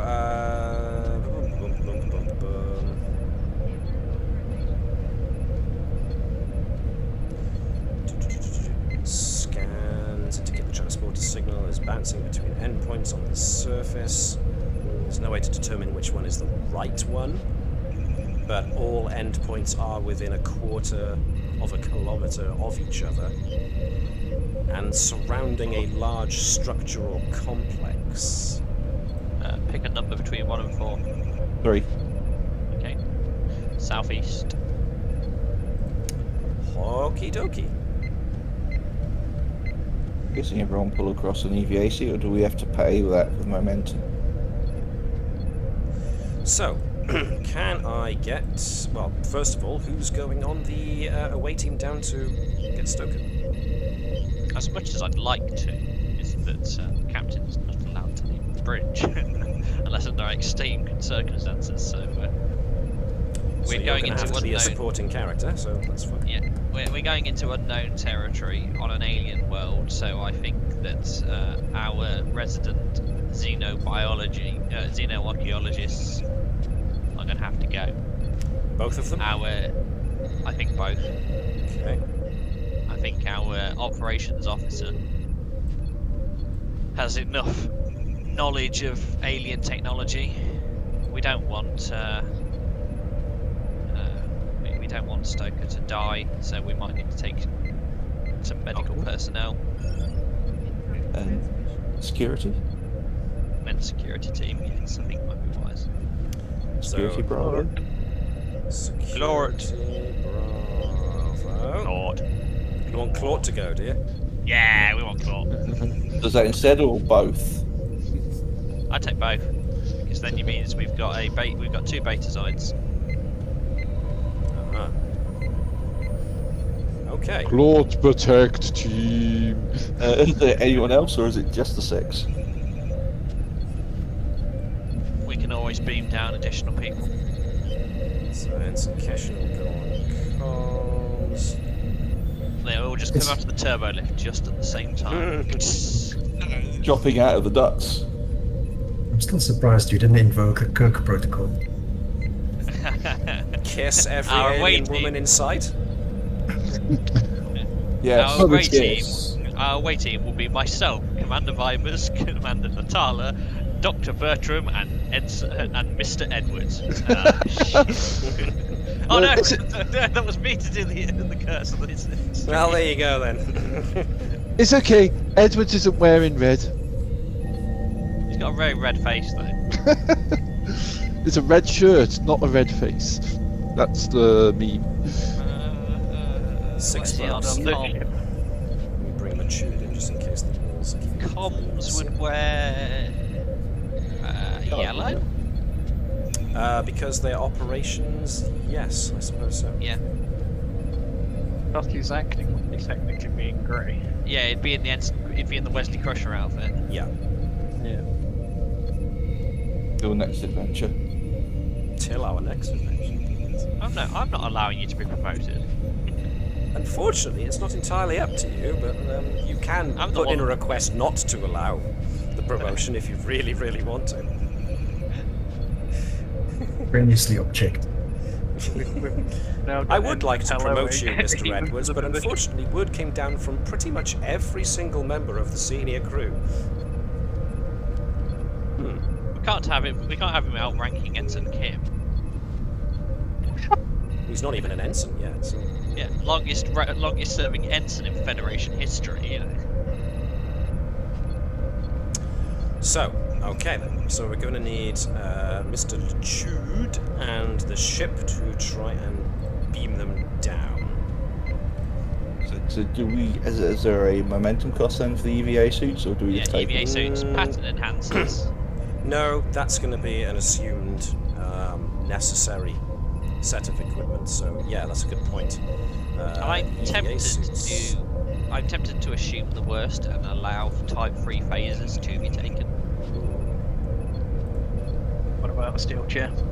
You can take a steel chair. Actually, yeah, you got the Well- claw pole. You know, yeah.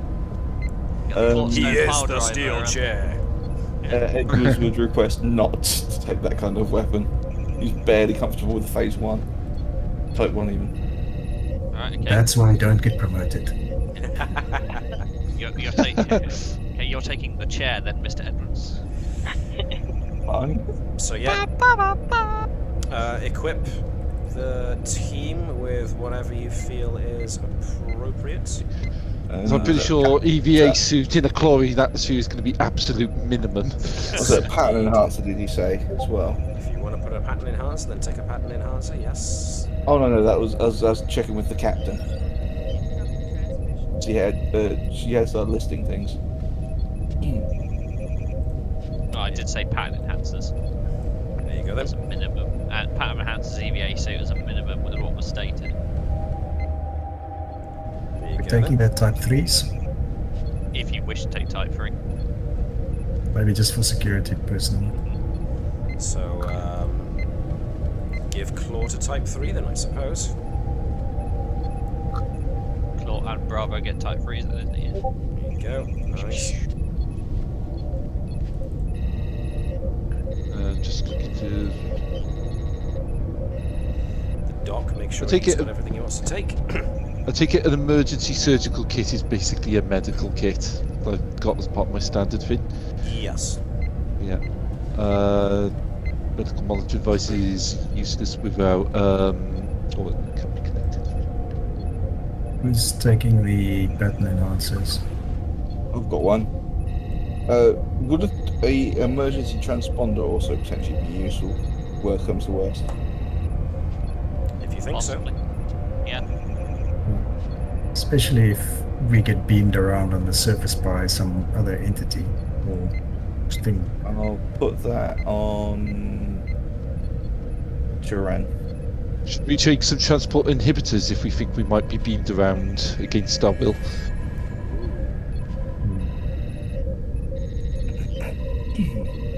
Well, what do people Probably a think? good idea. Yeah. I think it's a good idea. Yeah, I agree with that. Quite happy to spend some momentum to use the set of transport inhibitors in there. It doesn't actually have a cost.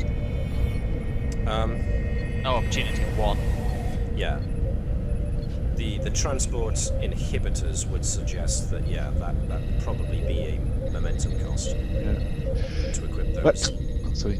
Can I take a neurocortical monitor in case when we find Stoker we need quick and immediate access to what the hell's going on in her head? Makes sense to me. Okay. Who's taking the inhibitors? Yeah, who's taking the inhibitors? So take 3. Yeah, who? Put one on Claw. Claw, Terran, and Nova. Yeah, I'll do. And I will also take the various mosses I'm taking as well. Yeah. It's just having a character suit like a boss. Yeah, I'm just trying to remember how to put on like a kind of custom thing rather than just put it. So you should see that where it says other items and QTY, there's a plus next to QTY. That should add a generic item somewhere on your character. Let's see. Right. Where did that go? Okay, yep, I've got it. Then you So can just I'll edit it to be whatever you want. Yeah, Right. 2 new items there, so you can edit those to be whatever you want to take with you.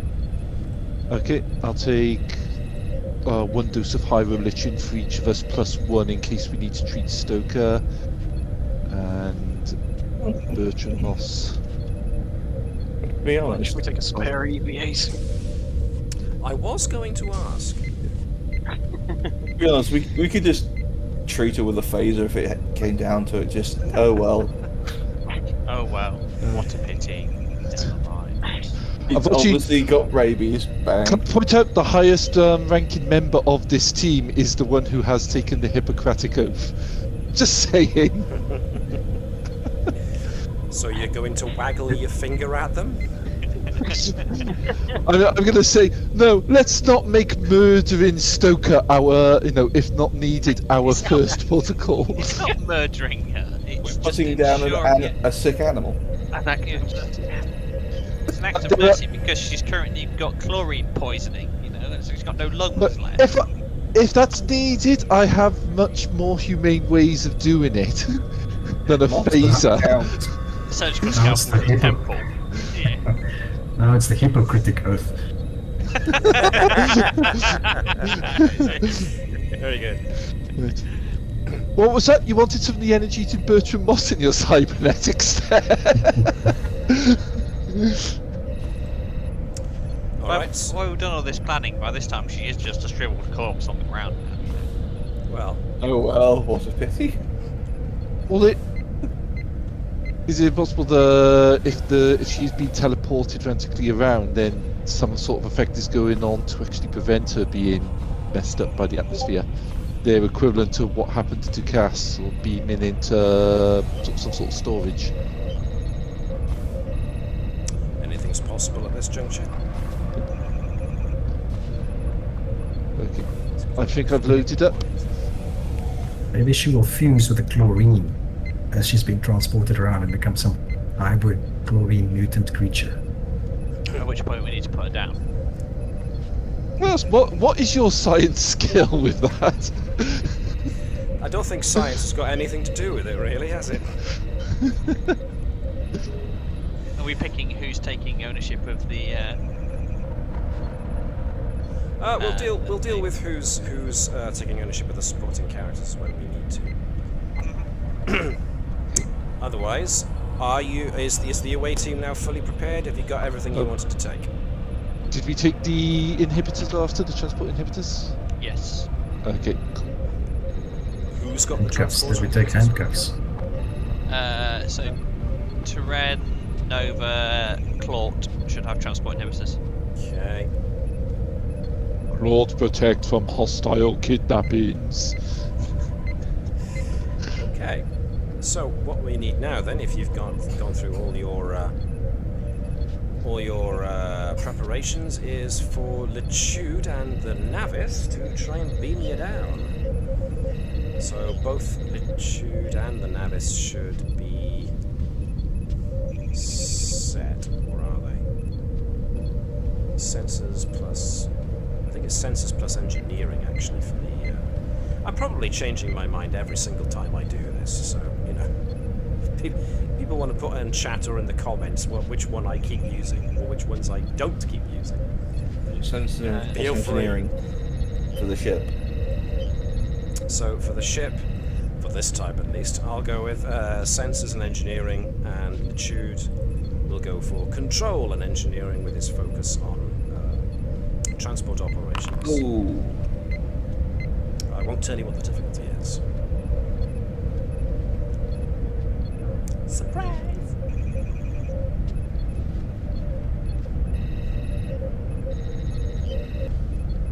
So who wants to be Lechude? Webby. Webby, be Lechude this time. What Player Values plays his nemesis. what would you like? He's probably got them already selected. Control engineering. Yeah. Transport to operation. Change your foci. Yep. Go Lechude. 2 successes. Alright. Just as I lose connection to the server. Try harder, Lechude. Alright, so the away team is now stacked on the transporter pad, and Lechude punches in the coordinates. And just as he moves his hand towards the part of the control where he raises his hand up and down the pad to activate and deactivate the transporter beam, the console gives a beep and he kind of frowns and then punches in coordinates again, moves his hand towards the activation part of the console, and then the console beeps again. The Chew just swears under his breath and tries a few things. He's like, damn it. So, Peter says no. Go on, sorry. Computer says no. Computer says no. Lechude reports that every time a location is locked, something seems to scrub the destination. Okay, so I think we're taking the runabouts then. Right, you're taking the Californian. Oh no, Faznan's not piloting it. We might need him now, actually. How are we going with that? Or you could just take a bog standard shuttle. I mean, who is going to pilot if Faznan doesn't go? Well, I think it'd be worthwhile you tagging in to go. Yeah. Unless anyone has any concerns with that. Well, let's see. 1 con for Nova, 2 con for Claude, 2 con for Bravo. Turin has got no con to speak of. Edwards has got 3, so Edwards isn't a bad choice for a pilot. She got 0. She should have passed on. Because she's a supporting character and therefore not a full one. She's not big and grown up like you guys. And when I say grown up, I mean that relatively speaking as far as Nova's concerned. Subjectively speaking. Claude think we should not judge others for choices in training. I like how it seems to become an established thing at the moment that Claude speaks of himself in the third person, even though earlier when I spoke as Claude, he was perfectly eloquent. It's just going to be Clawt only speak like this because already advantageous over puny humans physically, not want them to feel disadvantaged mentally as well. Oh, I'm gonna love to take Claw on with sort of like intense tactical training course. Captain, the transporter isn't working. I blame the captain, sir. Well, indeed. I only just spotted that. Nice. Thank you. So, yeah, I mean, Edwards is... Go on, sorry. Course to the away team is: do you think that you're capable of piloting a shuttle, or would you like one of your team to swap out? I think Edwards is going to need to answer that because he's the one with the highest con. Are you confident? I'll try my best. All right, then. He's not confident, but he'll try his best. I was waiting for the scratches on that to come back. Oh, you wait for it to come back? Right. Do you know what? You know, if he lands it perfectly, like no issues at all, Andrews is just going to be sort of like sat behind Keval, like he's not even a ranked officer. You know, he's not even commissioned, and he doesn't scratch the shuttle. You're supposed to be one of the best pilots, if not the best pilot in Starfleet, and you can't pilot a flipping runabout about damaging it. If he doesn't have scratches, he's not pushing it hard enough. So what will I need for this? Will be like control plus con. If I ask you to make such attempts, then it'll be something like that, yeah, control plus con. Okay, as long as it's not daring, because daring will be interesting. You could make it daring if you want. You could just copy Phasma. No. Don't borrow!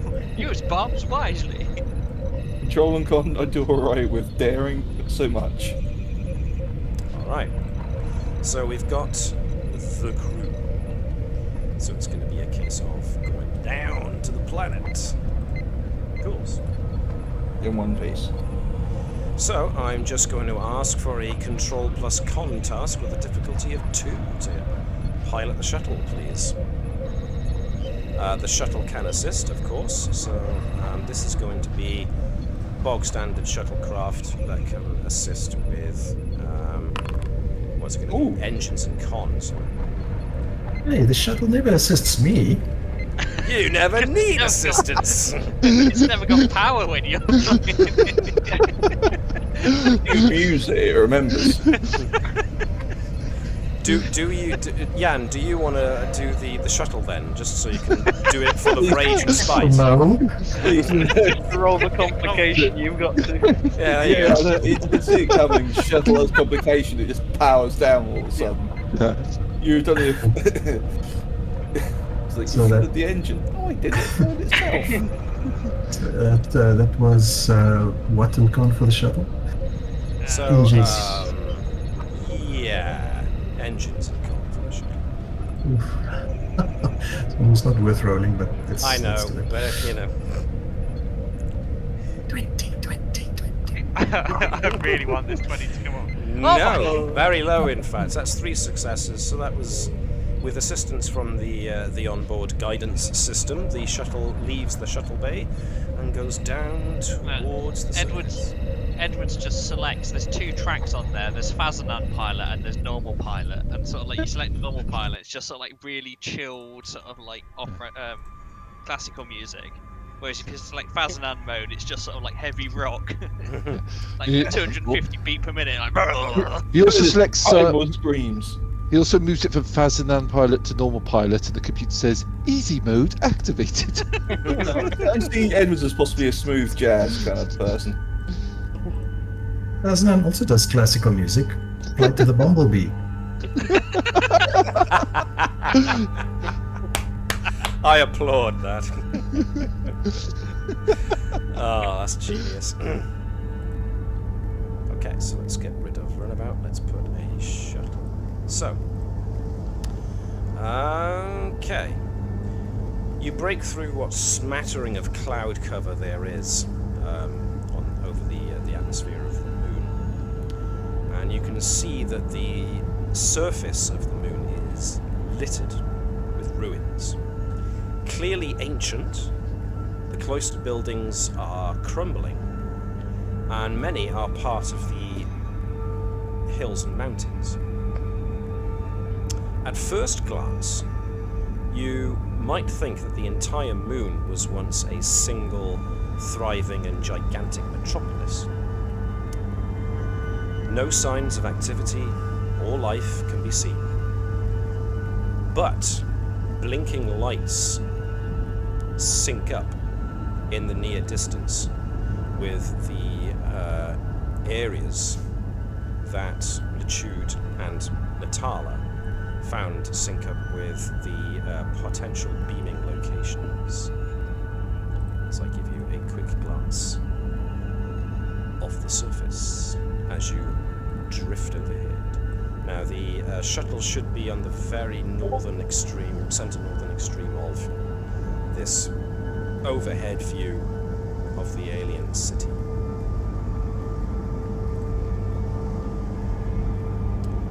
The buildings are of an unknown alien in design, and as you draw close you can see what appears to be exposed though destroyed circuitry running along exposed panels and walls that have not yet succumbed to the ravages of time and entropy. No vegetation is apparent. So, it basically comes down to where you would like to try and land.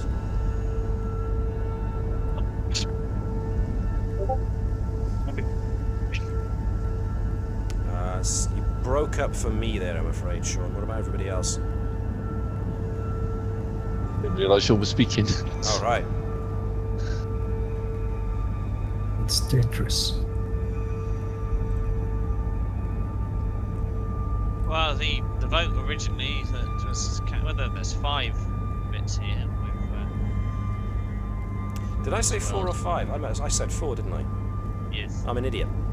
I can't count. Apparently, I can't count. So someone picking up between 1 and 5. You said southeast before, didn't you? Yeah, but that was when Alex said there's only 4. Now it's picked 3. Well, now you've got a choice of 5. I love the party of non-committals here. Yeah, pretty much. Well, Right. you said southeast, so let's go to the most southeast one then. What? North. Now. Yeah. Let's do it. Yeah. North. We must obey the captain's edicts. That way, when it all goes wrong, we can blame him. Okay. So, whoops a daisy, I hit the wrong button there. Which is not the thing you want to hear your pilot say. What does this do? So let's move the shuttle along a bit as you cruise overhead. I said north. Which one You did you said want? I southeast. said north. Alright. A second, so no, it's too late now. We're committed to the southeast. Just See, yeah, that's what I don't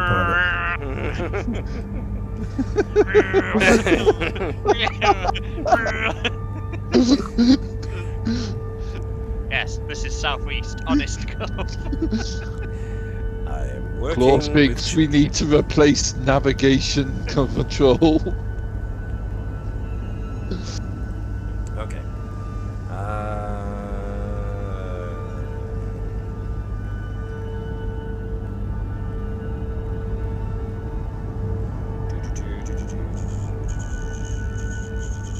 Okay.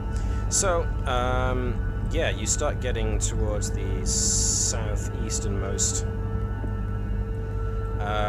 When all of a sudden, a beam from the structure that you were aiming towards, that was one of the ones, the possible places of where the transport beam went, launches a pardon me, words, tractor beam. I just need to twist this around in the Are you gonna get it? directions. Is Jan really hoping that you crash? I've just been forgetting. I just realised I've been mute this whole time. I was trying to say middle this whole time while people were arguing where to go. Dodge, or is that not going to be a thing? The shuttle is now seized by a tractor beam as you come in. So, what do you want to do? Do you want to fight against the tractor beam? Do you want to just go where the tractor beam is sending you? What do you want to do? Where is it sending us?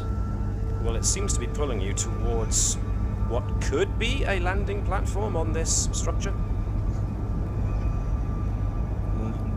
I am not the senior officer here.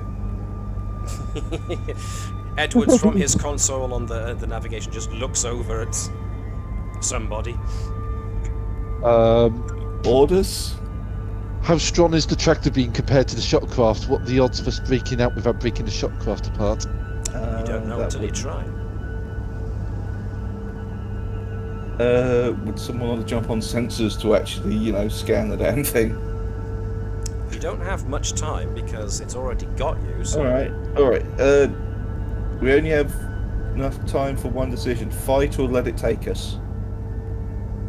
Did you say it looked like a transporter pad? I think it's time to go with the flow. Yeah. Is that an order? No, I don't do those. If it's taking us where we want to go, I think we'd be better off letting it and then see if there's an intelligence behind it we can reason with. Okay. In that case, then. Are they still in comms with the Navis? Yeah, there's no comm interference. Captain, stuck in a tractor beam, do we fight our way out or do we let it take us to a landing pad? Because of the stability of the shuttle, I would say go with your decision. Take it, let it see where it takes you. It's taking in that direction anyway. Aye, Captain. Alrighty. We can't win, but there are alternatives to fighting. I just need to make sure someone will take the blame as well. I was like, I'm not going to be done for this thing falling apart. I see what you did there. I was like, also like an automatic landing system as well. Reference. So then, can I get another control plus con task from the pilot, as well as someone giving me a engines and con assist from the shuttlecraft, please? This time someone else can be the shuttle. Bring the control and con. How about Webby? You be the shuttle this time. Gareth said he rolled 4 times. Gareth can be the shuttle. Fair enough. Engines and con.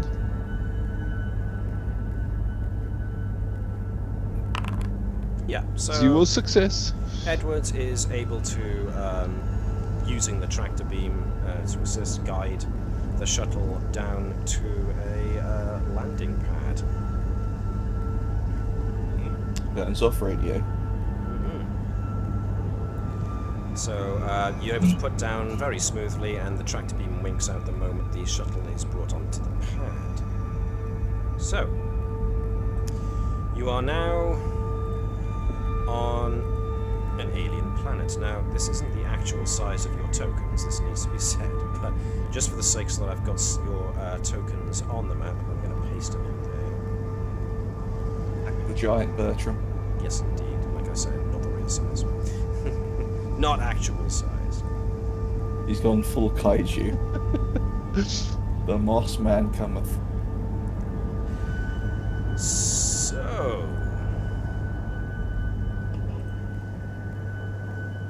Well,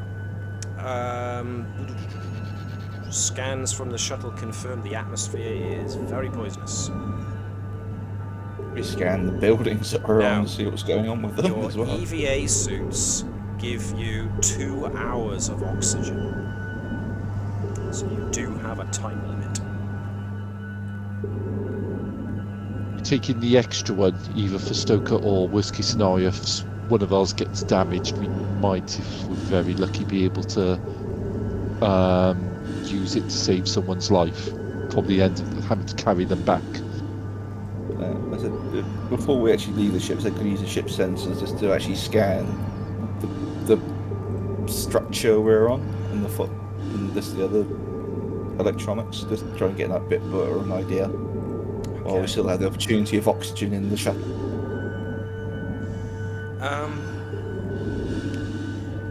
You find that curiously enough, the sensors operate as if supercharged. As soon as the sensor system is engaged to scan, the controls light up a little brighter. The calculations are performed that much faster as well.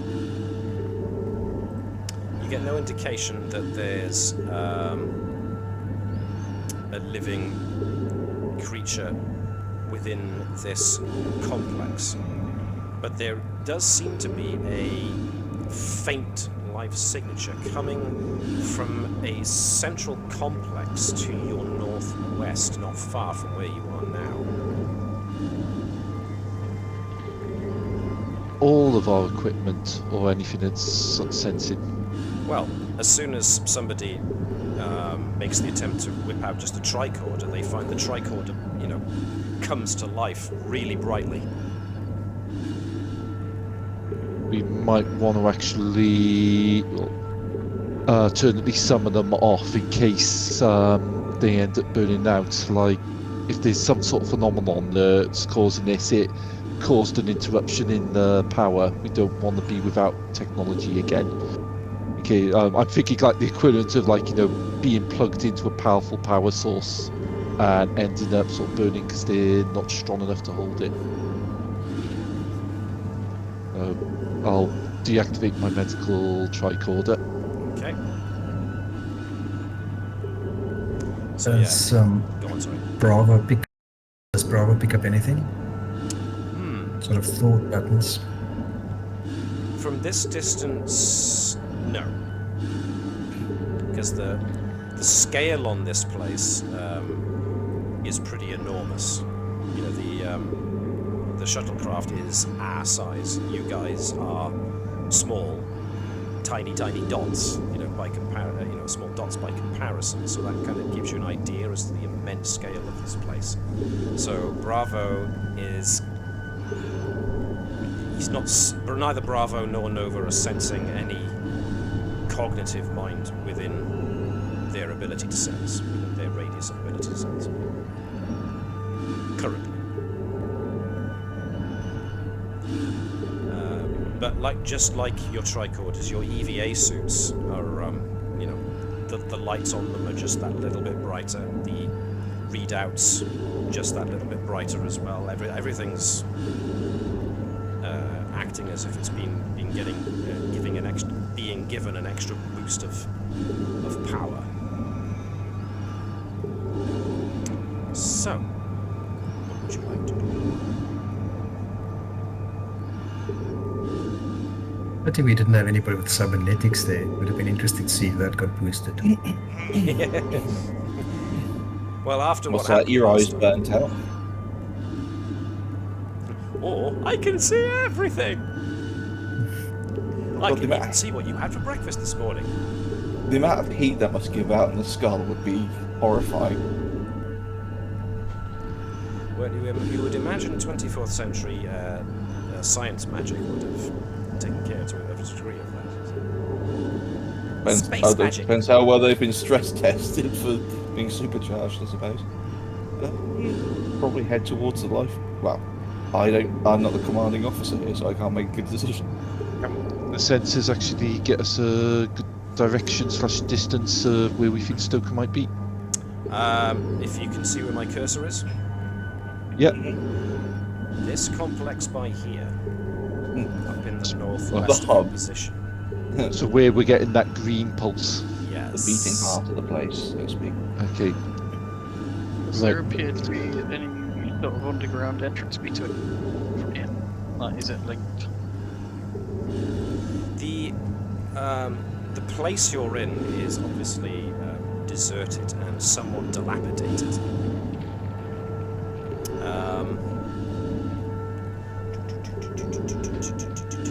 When you get to the base, the ground floor, you do find that there's a lot of exposed and frayed wiring that seems to trail everywhere. It seems to have come from outside the structure and just trails off into walls and into floors and such.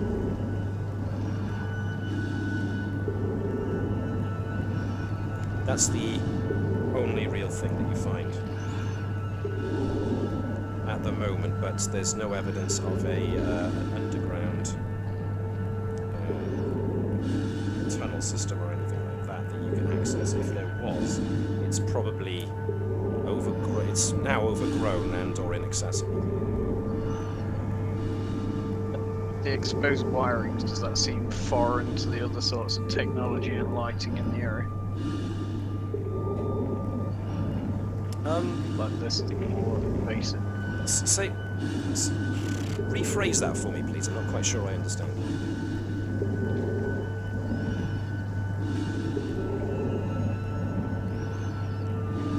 I think I just need to. Can I just get you to explain that to me again? Sorry. What he was saying was, does the wiring appear to be alien compared to the rest of the technology? That's Oh, what I right. understood. I see. Sorry, I misunderstood. Does it appear to be alien? Good question. I don't have an answer because you'd have to scan it to know for sure.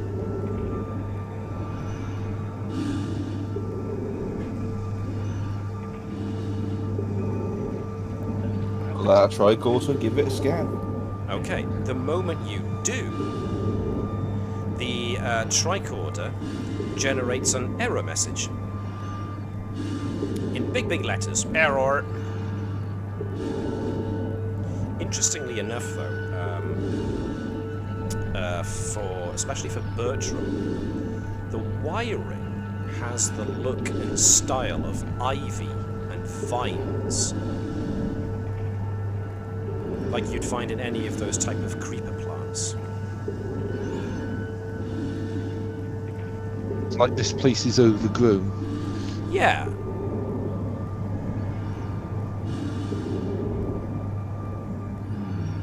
Take a sample.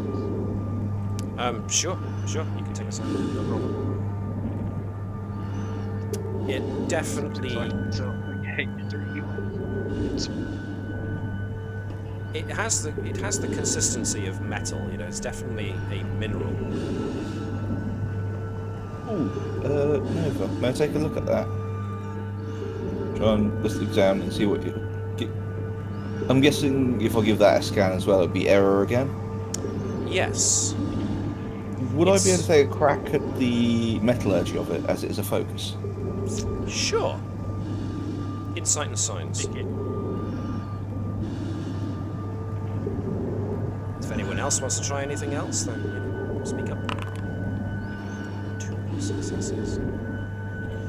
This is like no kind of metal you've ever come across before. In fact, it's got the solidity, the hardness of metal, but it's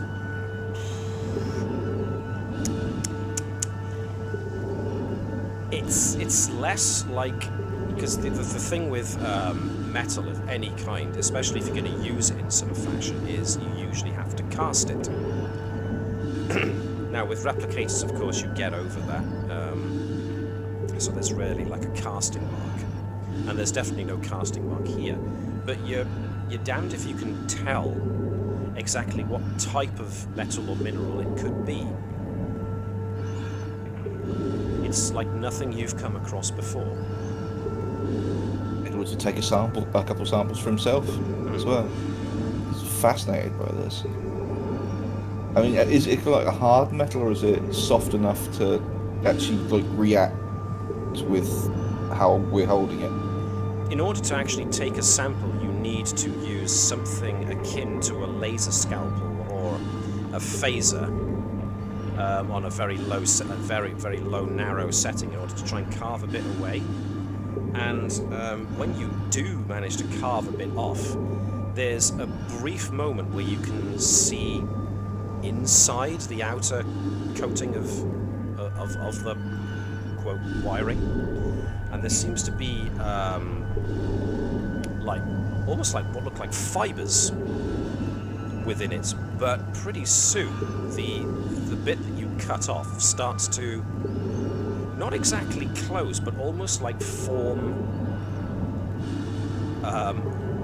If Bertram were to try and find any comparison, he would say almost like it's clotting. Starfish? Oh, I was going to say it forms like a new limb. I was like, oh. Is it feasible that these things do have like the look of creeper plants and overgrown ivy? From what we just saw, is it feasible that there's something in the atmosphere that Would that maybe be like capillaries of veins? either mimics or possibly even transmutates organic matter into metal, maybe? You may have to walk and talk while looking at it. I think I was less than 2 hours. Yeah, I'd say be very, very careful. If your suits breach at all, you could be exposed to something. If that theory is correct, everybody be very careful. I think we want to try and find Stoker, get her out of here, and then get out of the planet before anything else sort of like hits us, like it seems to hit this area. Okay. That's all. From a ship perspective, are we still getting a good comm signal too? Yeah, in fact, there's a good bit of noise on the line, and when I say noise, it's like someone's mic volume turned up really, really loud, where it can hear. It even registers the background absence of noise, background ambience. So the comm officer, who's taking the seat that Edwards usually takes, has to put a filter in because the transmission is coming through really strongly. Did we establish that it was safe to fire phasers with this increased energy output, it seems? There is increased energy output, and the phaser is a bit, how shall we say, keen when you first fire it, in which point, you have to dial back the power on the thing quite readily in order to get a more reasonable use out of it. Question: compared to the material that's built up these structures, does the wiring look like it's of a similar or same kind of design, or basically does it look like it's kind of like a similar thing, like it's meant to be there, like it's from the same kind of material, or is there definitely a noticeable difference between the material that makes up the structures and that which makes up the wires, for lack of a better term? The building you're in has the look and feel of a constructed edifice, whereas the wiring seems, like I've already suggested, like an invasive plant that's just kind of crept in here and spread across the place. You might be right, Nova.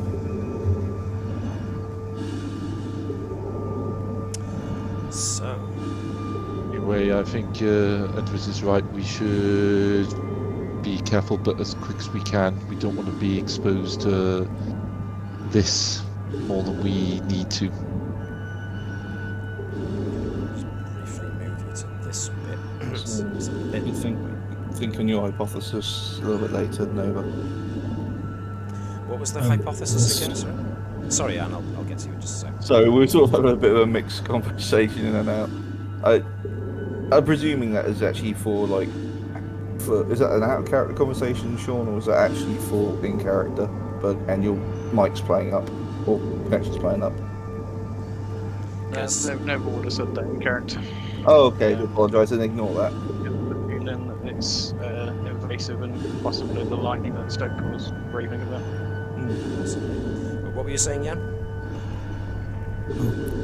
We must also consider the possibility, looking at this sort of vine-like growth, that these things might actually also be able to attach to our equipment and EVA suits.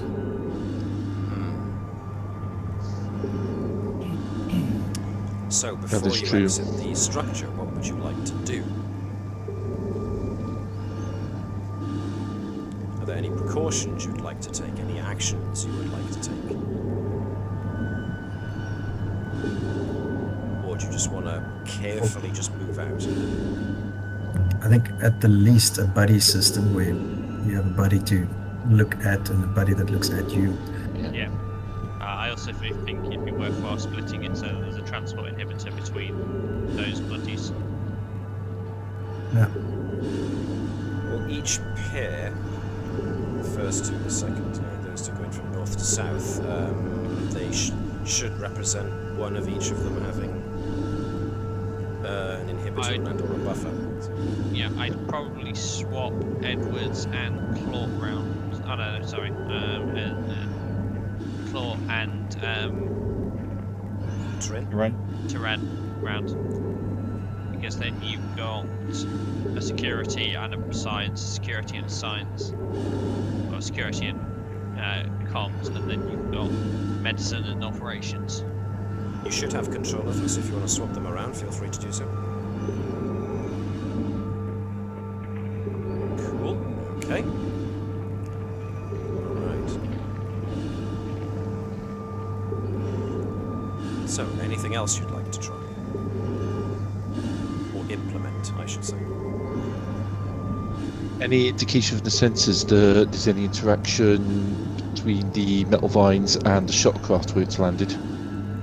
If they're all over the place, I'm assuming. Thankfully, is on very near the top floor of the pyramidal structure that right. that you landed on. And right. It doesn't look as if the ivy wire has infiltrated into the structure enough that it's become an inhibitance, or is questing in the direction of the shuttlecraft, but you know, you're going to have to venture away from this building for an indeterminate amount of time, so who knows what you'll find when you come back.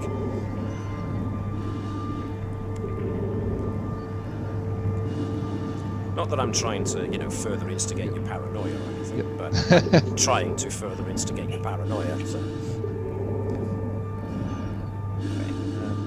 From the ship perspective, can we try and remote start the shuttle, just to see if, so we can keep the ship can keep a constant observation of the shuttle? The ship can probably allow visual, but trying to get an actual sensor lock on the thing is proving just as difficult as getting a transporter lock on it, because it seems that something gets in the way of it every so often as it cycles through its 5 options. Yeah, so we can observe what's going on. We can from above. There's comms going off, but can't interact. Cool. So you can certainly look down on the shuttle and apprise the away team of an event, but being able to send a signal down to remote control the shuttle is proving difficult, because whatever interferes with transporter signals is also interfering with remote operation. Probably because something like remote operation requires a more constant stream of data going back and forth, whereas comms are more burst. Which is me making an excuse for space magic again, but hey. So, venturing out.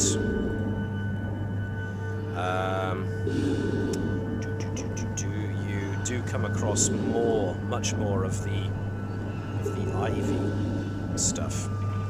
Similarly, the debris scattered on the ground looks very much like leaves. And a few of the narrow spires can be identified as something akin to trees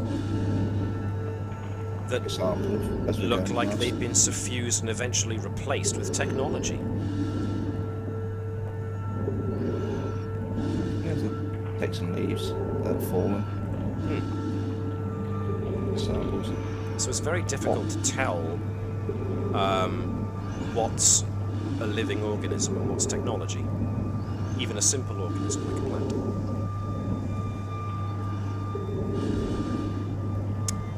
Sure. Moving on. The central structure, which was the place you were going to anyway,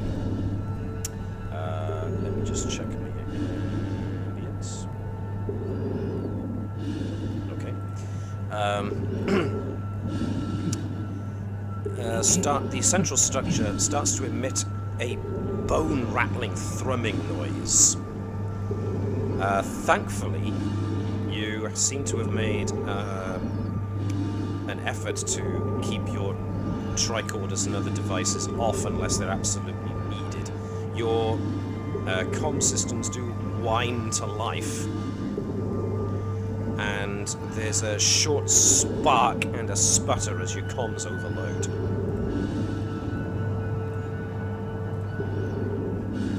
To see if that's overloaded, because if that's gone, we're in trouble. So, yeah, your suit's comms are overloaded, but the life support system remains intact. Does that mean we're not able to verbally communicate with each other, given the atmosphere? It doesn't seem so. Suit? No, your system has suffered the system has suffered an overload. Now, how bad of one, it's difficult to tell. But unfortunately, getting at your comm system would mean getting out of your EVA suit. But you could get someone else to try and repair it, and then using the buddy system, you repair mine if I repair yours, kind of thing.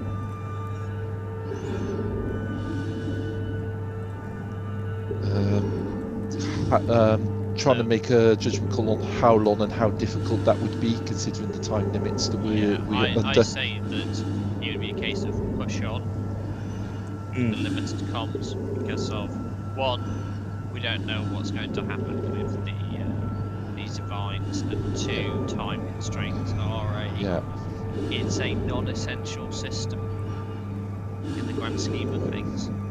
Okay. Pushing on. So let's move on. Pop. The thrumming noise comes from the complex. The large building offers dozens of pentagonal doors, openings really, that seem to lead into funnel, shaped tunnels. Standing here from outside, you can't tell very easily where those funnel-shaped tunnels lead.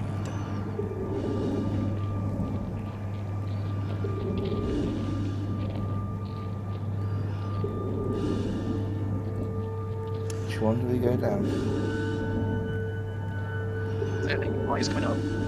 Did not catch a word of that. Well, basically, do you not want to go in, or are there any preparations you want to make before you go in, or shall I just assume that you go in? I'm not sure what prep we could make. Yeah, especially given that if our communications and suits are shot, we're basically using hand signals to communicate with each other. If you put the helmets together, you can still communicate verbally. Mm-hmm. A good point. Okay. Vibration. Any wires coming from any of them, any link to the life form? Empathy. That's a good question. The betazoids. As the betazoids, both Bravo and Nova, start getting closer to the central complex, there's like for the briefest of moments, there's like a gossamer flicker of a consciousness.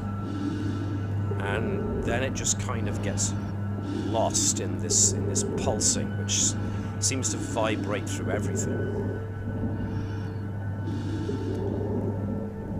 So the betazoids are not all together, sure, but there's a whisper of something coming from within the central complex that you're now outside of.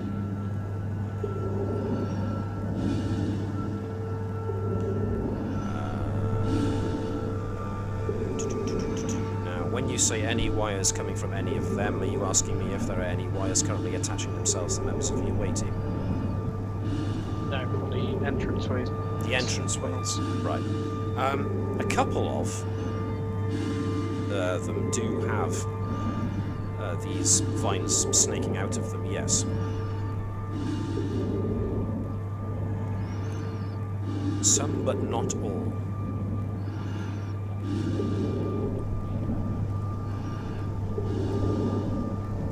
So what do you think?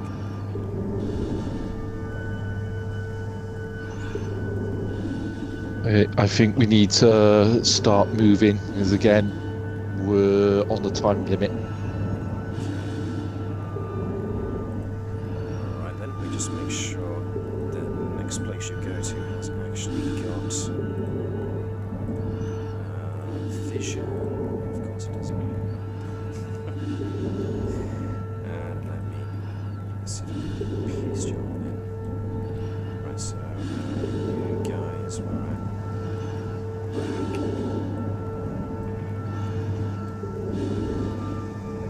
okay.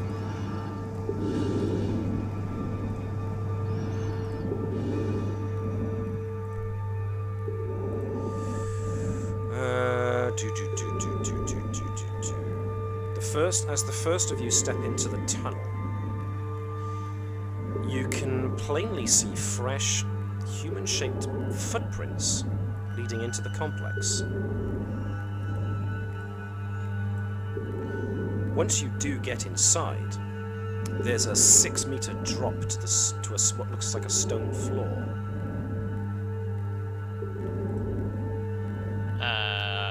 EVA suits have grav boots, not They grav boots, do. magnetic. Yeah, the floor seems to be slightly magnetic. Then we should be able to stick it down the wall.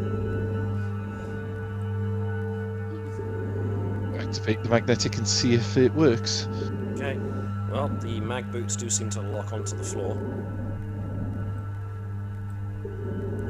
With Okay. that kind of sound as the magnetics engage. The footprints, sort of standard prison issue footprints, or Yep. barefoot, or Boot prints. Someone wearing, foot coverings. Standard Starfleet issue shoes. If it is shoes, they were. Okay, Boots with boot coverings, really. yeah, Ain't it? well, we have a path, we should be careful, but in lack of any more obvious things, seems to be the best route to follow. Alright. Well, you should have control of your characters, so whoever wants to move first, can move first.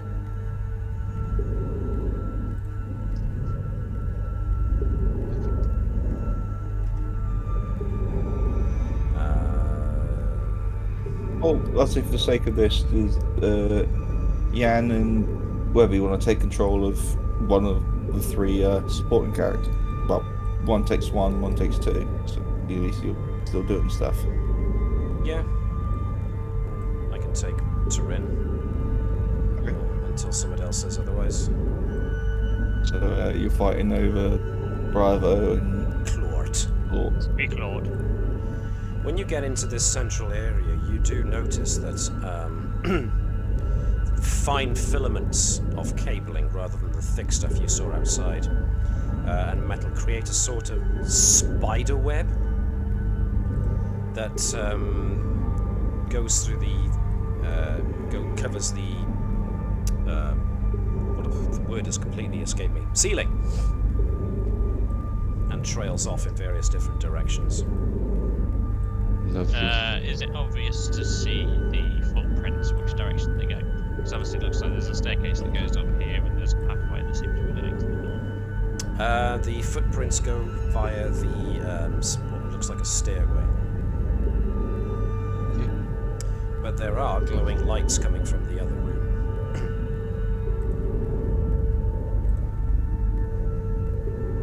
I think our priority is to find Stoker. So, upstairs. Is the actually no, we haven't got sensors, have we?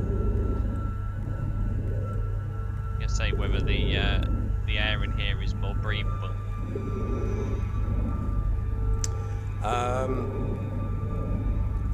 There's no reason to believe at the moment that the atmosphere in here is any different to outside. Okay, Was that's the the entrance we went through sealed? No. Because if it wasn't, in that case, it's almost certain the atmosphere in here will match outside if it wasn't sealed. So I think Tyren would ask the question to the doctor of what's the average human's lung capacity, and is there signs of the footsteps are becoming more staggered with each step, as obviously her lungs are being burnt and her oxygen intake is dropping. I believe we sort of established a human would survive maybe 2 minutes in this atmosphere at most. The footsteps do at least appear to be consistent, so nothing suggests staggered walking. GM question. I'm presuming what I can see up ahead is meant to be. Well, Edwards can't see it because it's on another level. If you can see it, you can see it. That looks like a body. Doctor, I think we have a body. Yeah, as it, let's approach, see if it's Stoker, but still be careful, just in case it wasn't the atmosphere that killed it.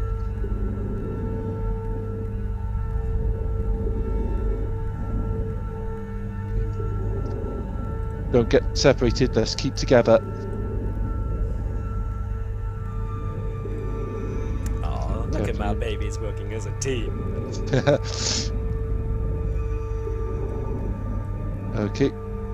Okay, you Clark, find can you yourself watch? in a very alien-looking room with a lot of what looked to be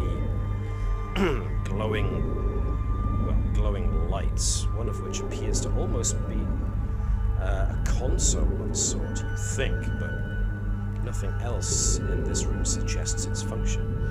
There is a definite body on the floor, but it appears to be some unknown humanoid. Bertram says, Clark, can you watch my back while I examine the body? Must you stay together while I'm examining this, see if you can get any more information from the room we're in, but be careful. Yeah, it'll start exploring around as well as the console. Claude will watch. Claude Thank will you. also watch door. Thank you. Bravo at the back, watching the other two match. Can I have, then, the doctor give me a reason plus medicine task? This will be difficulty 2.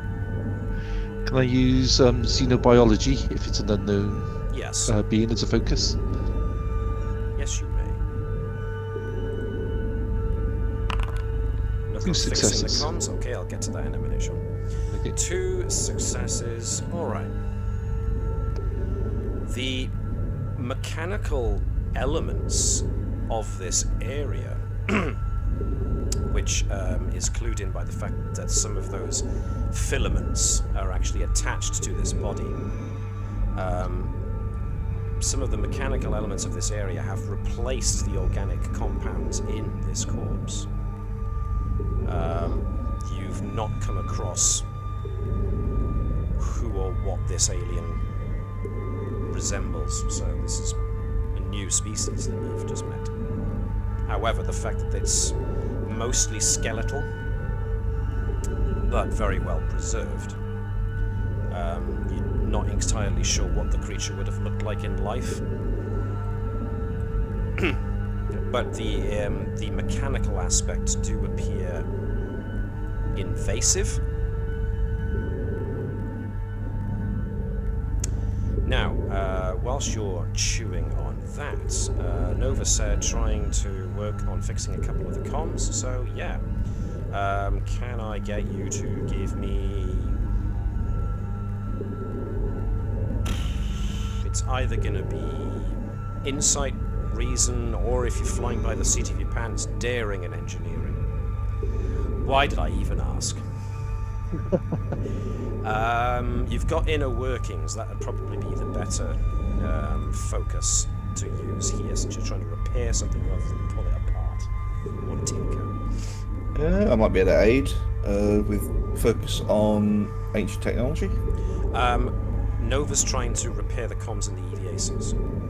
Sorry, wrong one. Sorry, I misheard. I thought you were trying to repair one of the things. So, if Nova could give me daring and engineering with a focus, I will make this difficulty... I'll make this difficulty 2 by spending... Oh, never mind. Use the momentum, gains it back. 3 successes. Okay. Nova manages to fix the comms. So, there was an overload, but you're able to reroute the path that the overload took to re-establish communications. At the moment, all you've got is short-range communications between yourselves. It's likely the structure itself is blocking communication with the Navis. Well done, Nova. Good job. Thanks, boss. Okay. What do you want to do now? I mean, the body Actually, before I doesn't said yield much more, so... said before I say anything, I don't know what the others have been doing during this time. Well, Claude's just been standing there as Bravo, doing their usual security thing. Edwards and Turin are just looking at the ancient technology, whilst Nova was fixing comms, so... Yeah, we can glean from it. At the moment, would not recommend much. See what you can find from console.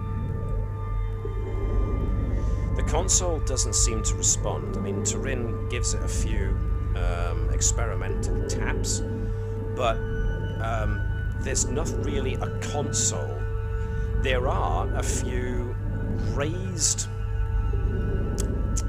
What's the word I'm looking for? Have you ever seen... I know a good example. The Matrix, where you see where the ports stick out of their arms for them to hook into. It's kind of like a raised area of flesh with a place to obviously hook a metal wired spike into. There are a couple of places on this console that appear to suggest some kind of... It's like a little raised interface where you would plug something in. But there's no other obvious means of interacting with the machine. Yep. Well, we seem to have something that matches. Was that looking to see if there's something that matches? Yeah. I mean that creature. On the corpse. On the corpse, yes. The size and length of the fingers would suggest that the alien plugged itself into the console, perhaps. The number of fingers and the number of available ports on the console suggest something like that.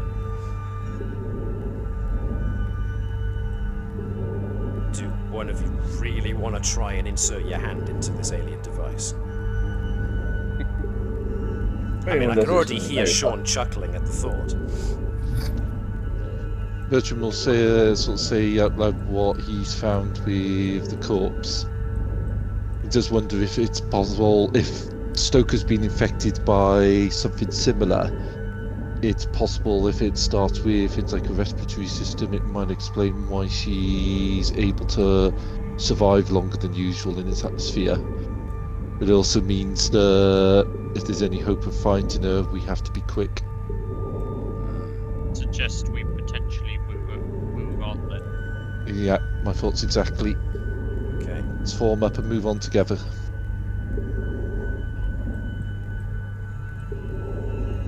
I take it the footprints go up basically north? Yes, they do. Okay.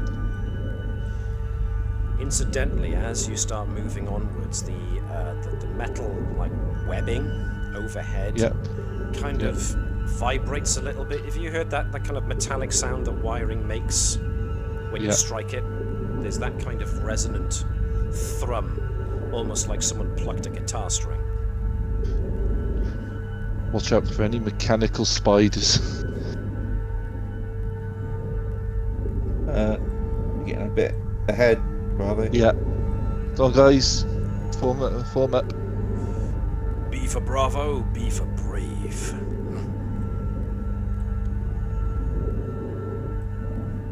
Bravo and Claw would probably go Yeah. a good sort of like Yeah. moving point to point. Okay, Con over.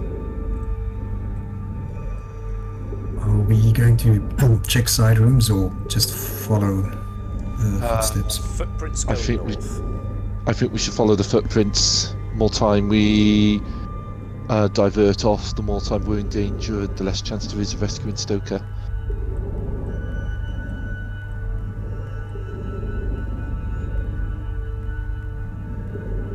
Right, as Bravo and Claude enter this area, the webbing is a bit thicker. It's not impenetrable, but it's like this time, rather than just the ceiling, it's been woven in parts from the walls to the ceiling, sometimes from the ceiling to the floor. So, Is it impeding us? you will require a fitness plus security task, each of you, to avoid making contact with these bits of webbing. Could use phasers to burn through it, like the thicker stuff outside. If you want to go that way, Give presence away though. What from the ones? there's that. How nasty do these things like sharp, or do they have They like do barbs look in them? sharp. Yeah. It's like metal filaments, so if you brushed against it, it would probably cut you. If these things are sharp enough to cut through our EVA suits, We're then gonna have to cut through them as a safety because we don't take the risk of it. unfortunately we can't risk getting cut on these and getting exposed or infected. Alright. So, can I get somebody then who's going to be doing the cutting to give me a control and security task? Probably the security officers. Yeah, probably best. I am going to and Webby. spend a threat to not up the difficulty, I'm going to up the complication range.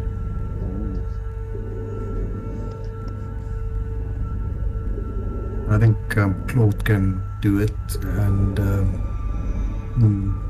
Bravo can assist. Okay, sounds reasonable.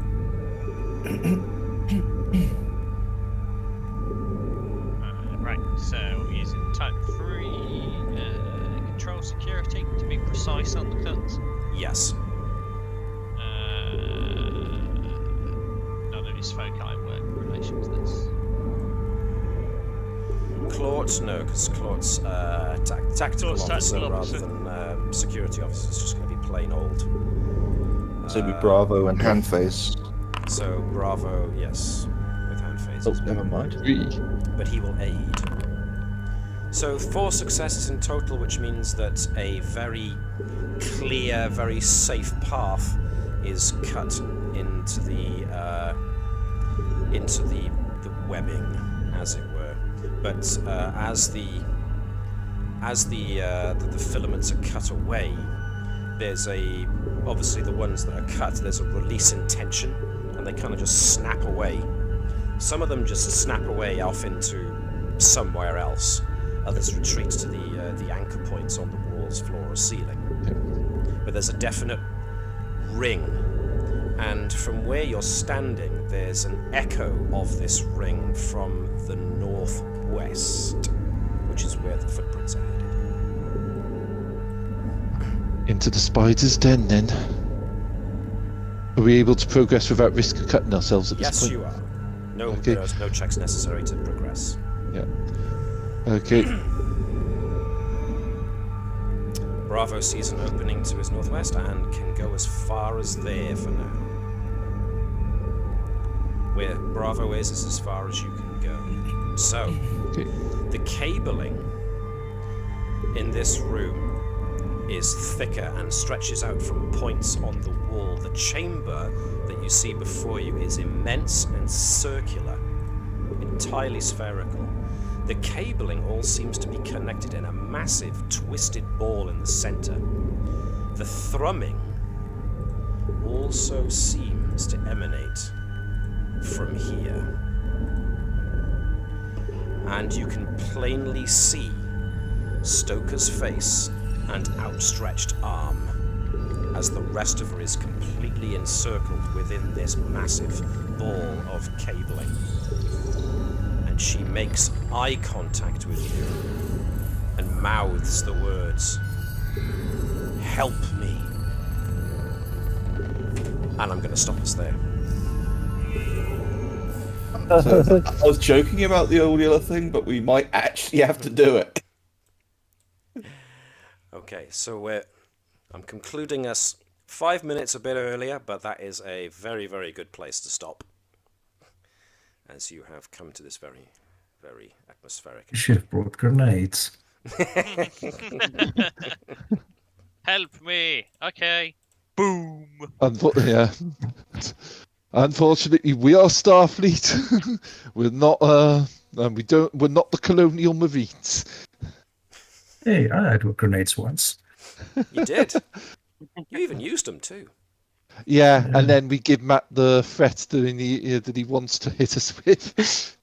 And then you didn't do them anymore, which is why I was a bit upset. So, yeah. Oh. More grenades. More threat. I mean, come on, guys. He's down to 4 threat. Well, whoops a daisy. So, yes, what's going to happen? What's going to happen? Where are you? What is all this stuff? What's going on? I have to stay tuned until next week, I am afraid, to tune into the concluding part, depending on how well these guys do, of this episode. So, yeah. Anything you guys... Go on, sorry. Yep. There isn't a block somewhere that says V'ger, is there? You don't know. You haven't gone to the middle part of the cabling yet and pulled it apart and looked.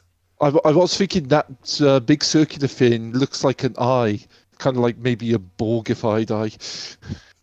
Borg was like one of the things running through my head, but I was like, wait a minute, aren't we at the wrong end of the galaxy for that? Yes, no. Maybe. Yes and no. Ish.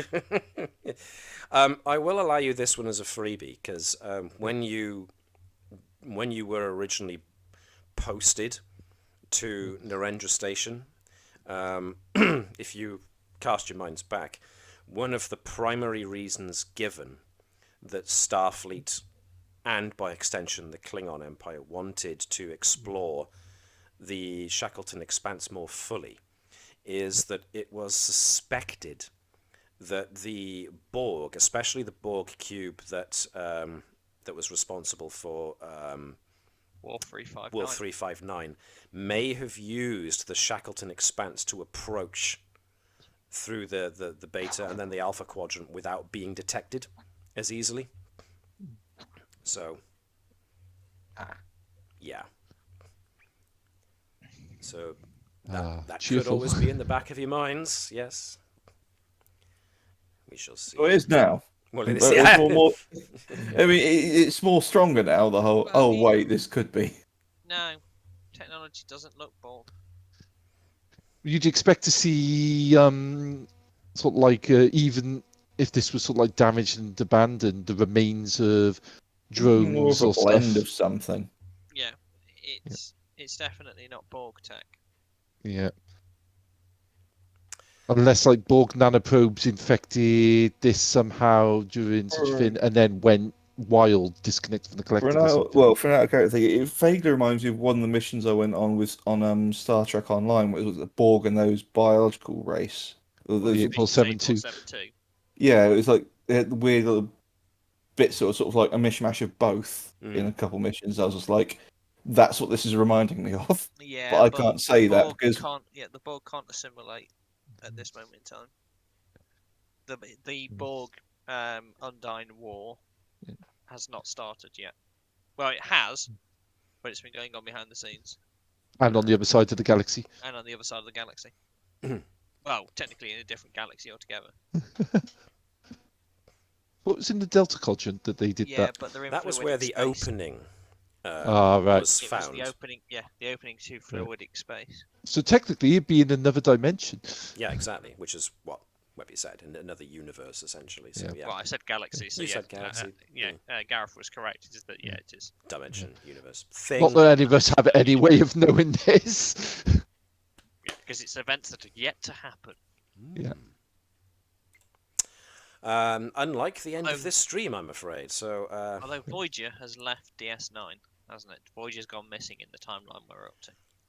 by now, Yes. maybe, very much. Yeah, probably, well, actually. I'm pretty confident you said it very early on, Yeah. is that Voyager's just recently gone missing. That's right. In the Yes. Badlands. That's right. Very good. On her maiden voyage with her insane captain. Her entirely unprepared captain. So there's a reason that we posted Janeway onto Voyager. She's away from Starfleet Command. And on that happy note, those of you who tuned in for the Twitch stream, thank you very much for tuning in. Lots of interesting, spooky goings on tonight, and we'll conclude that with all due course of luck and success next week, when hopefully Davis will be back with us, and we'll have our Vibers player returned.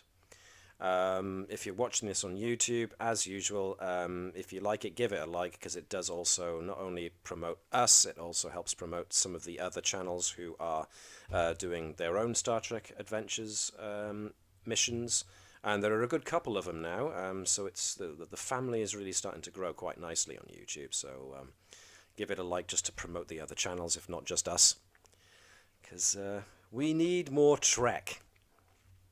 Just because. So, thanks again for tuning in, and we'll see you next week. Live long and prosper, and hailing frequencies closed. Cue that nerd. Or not.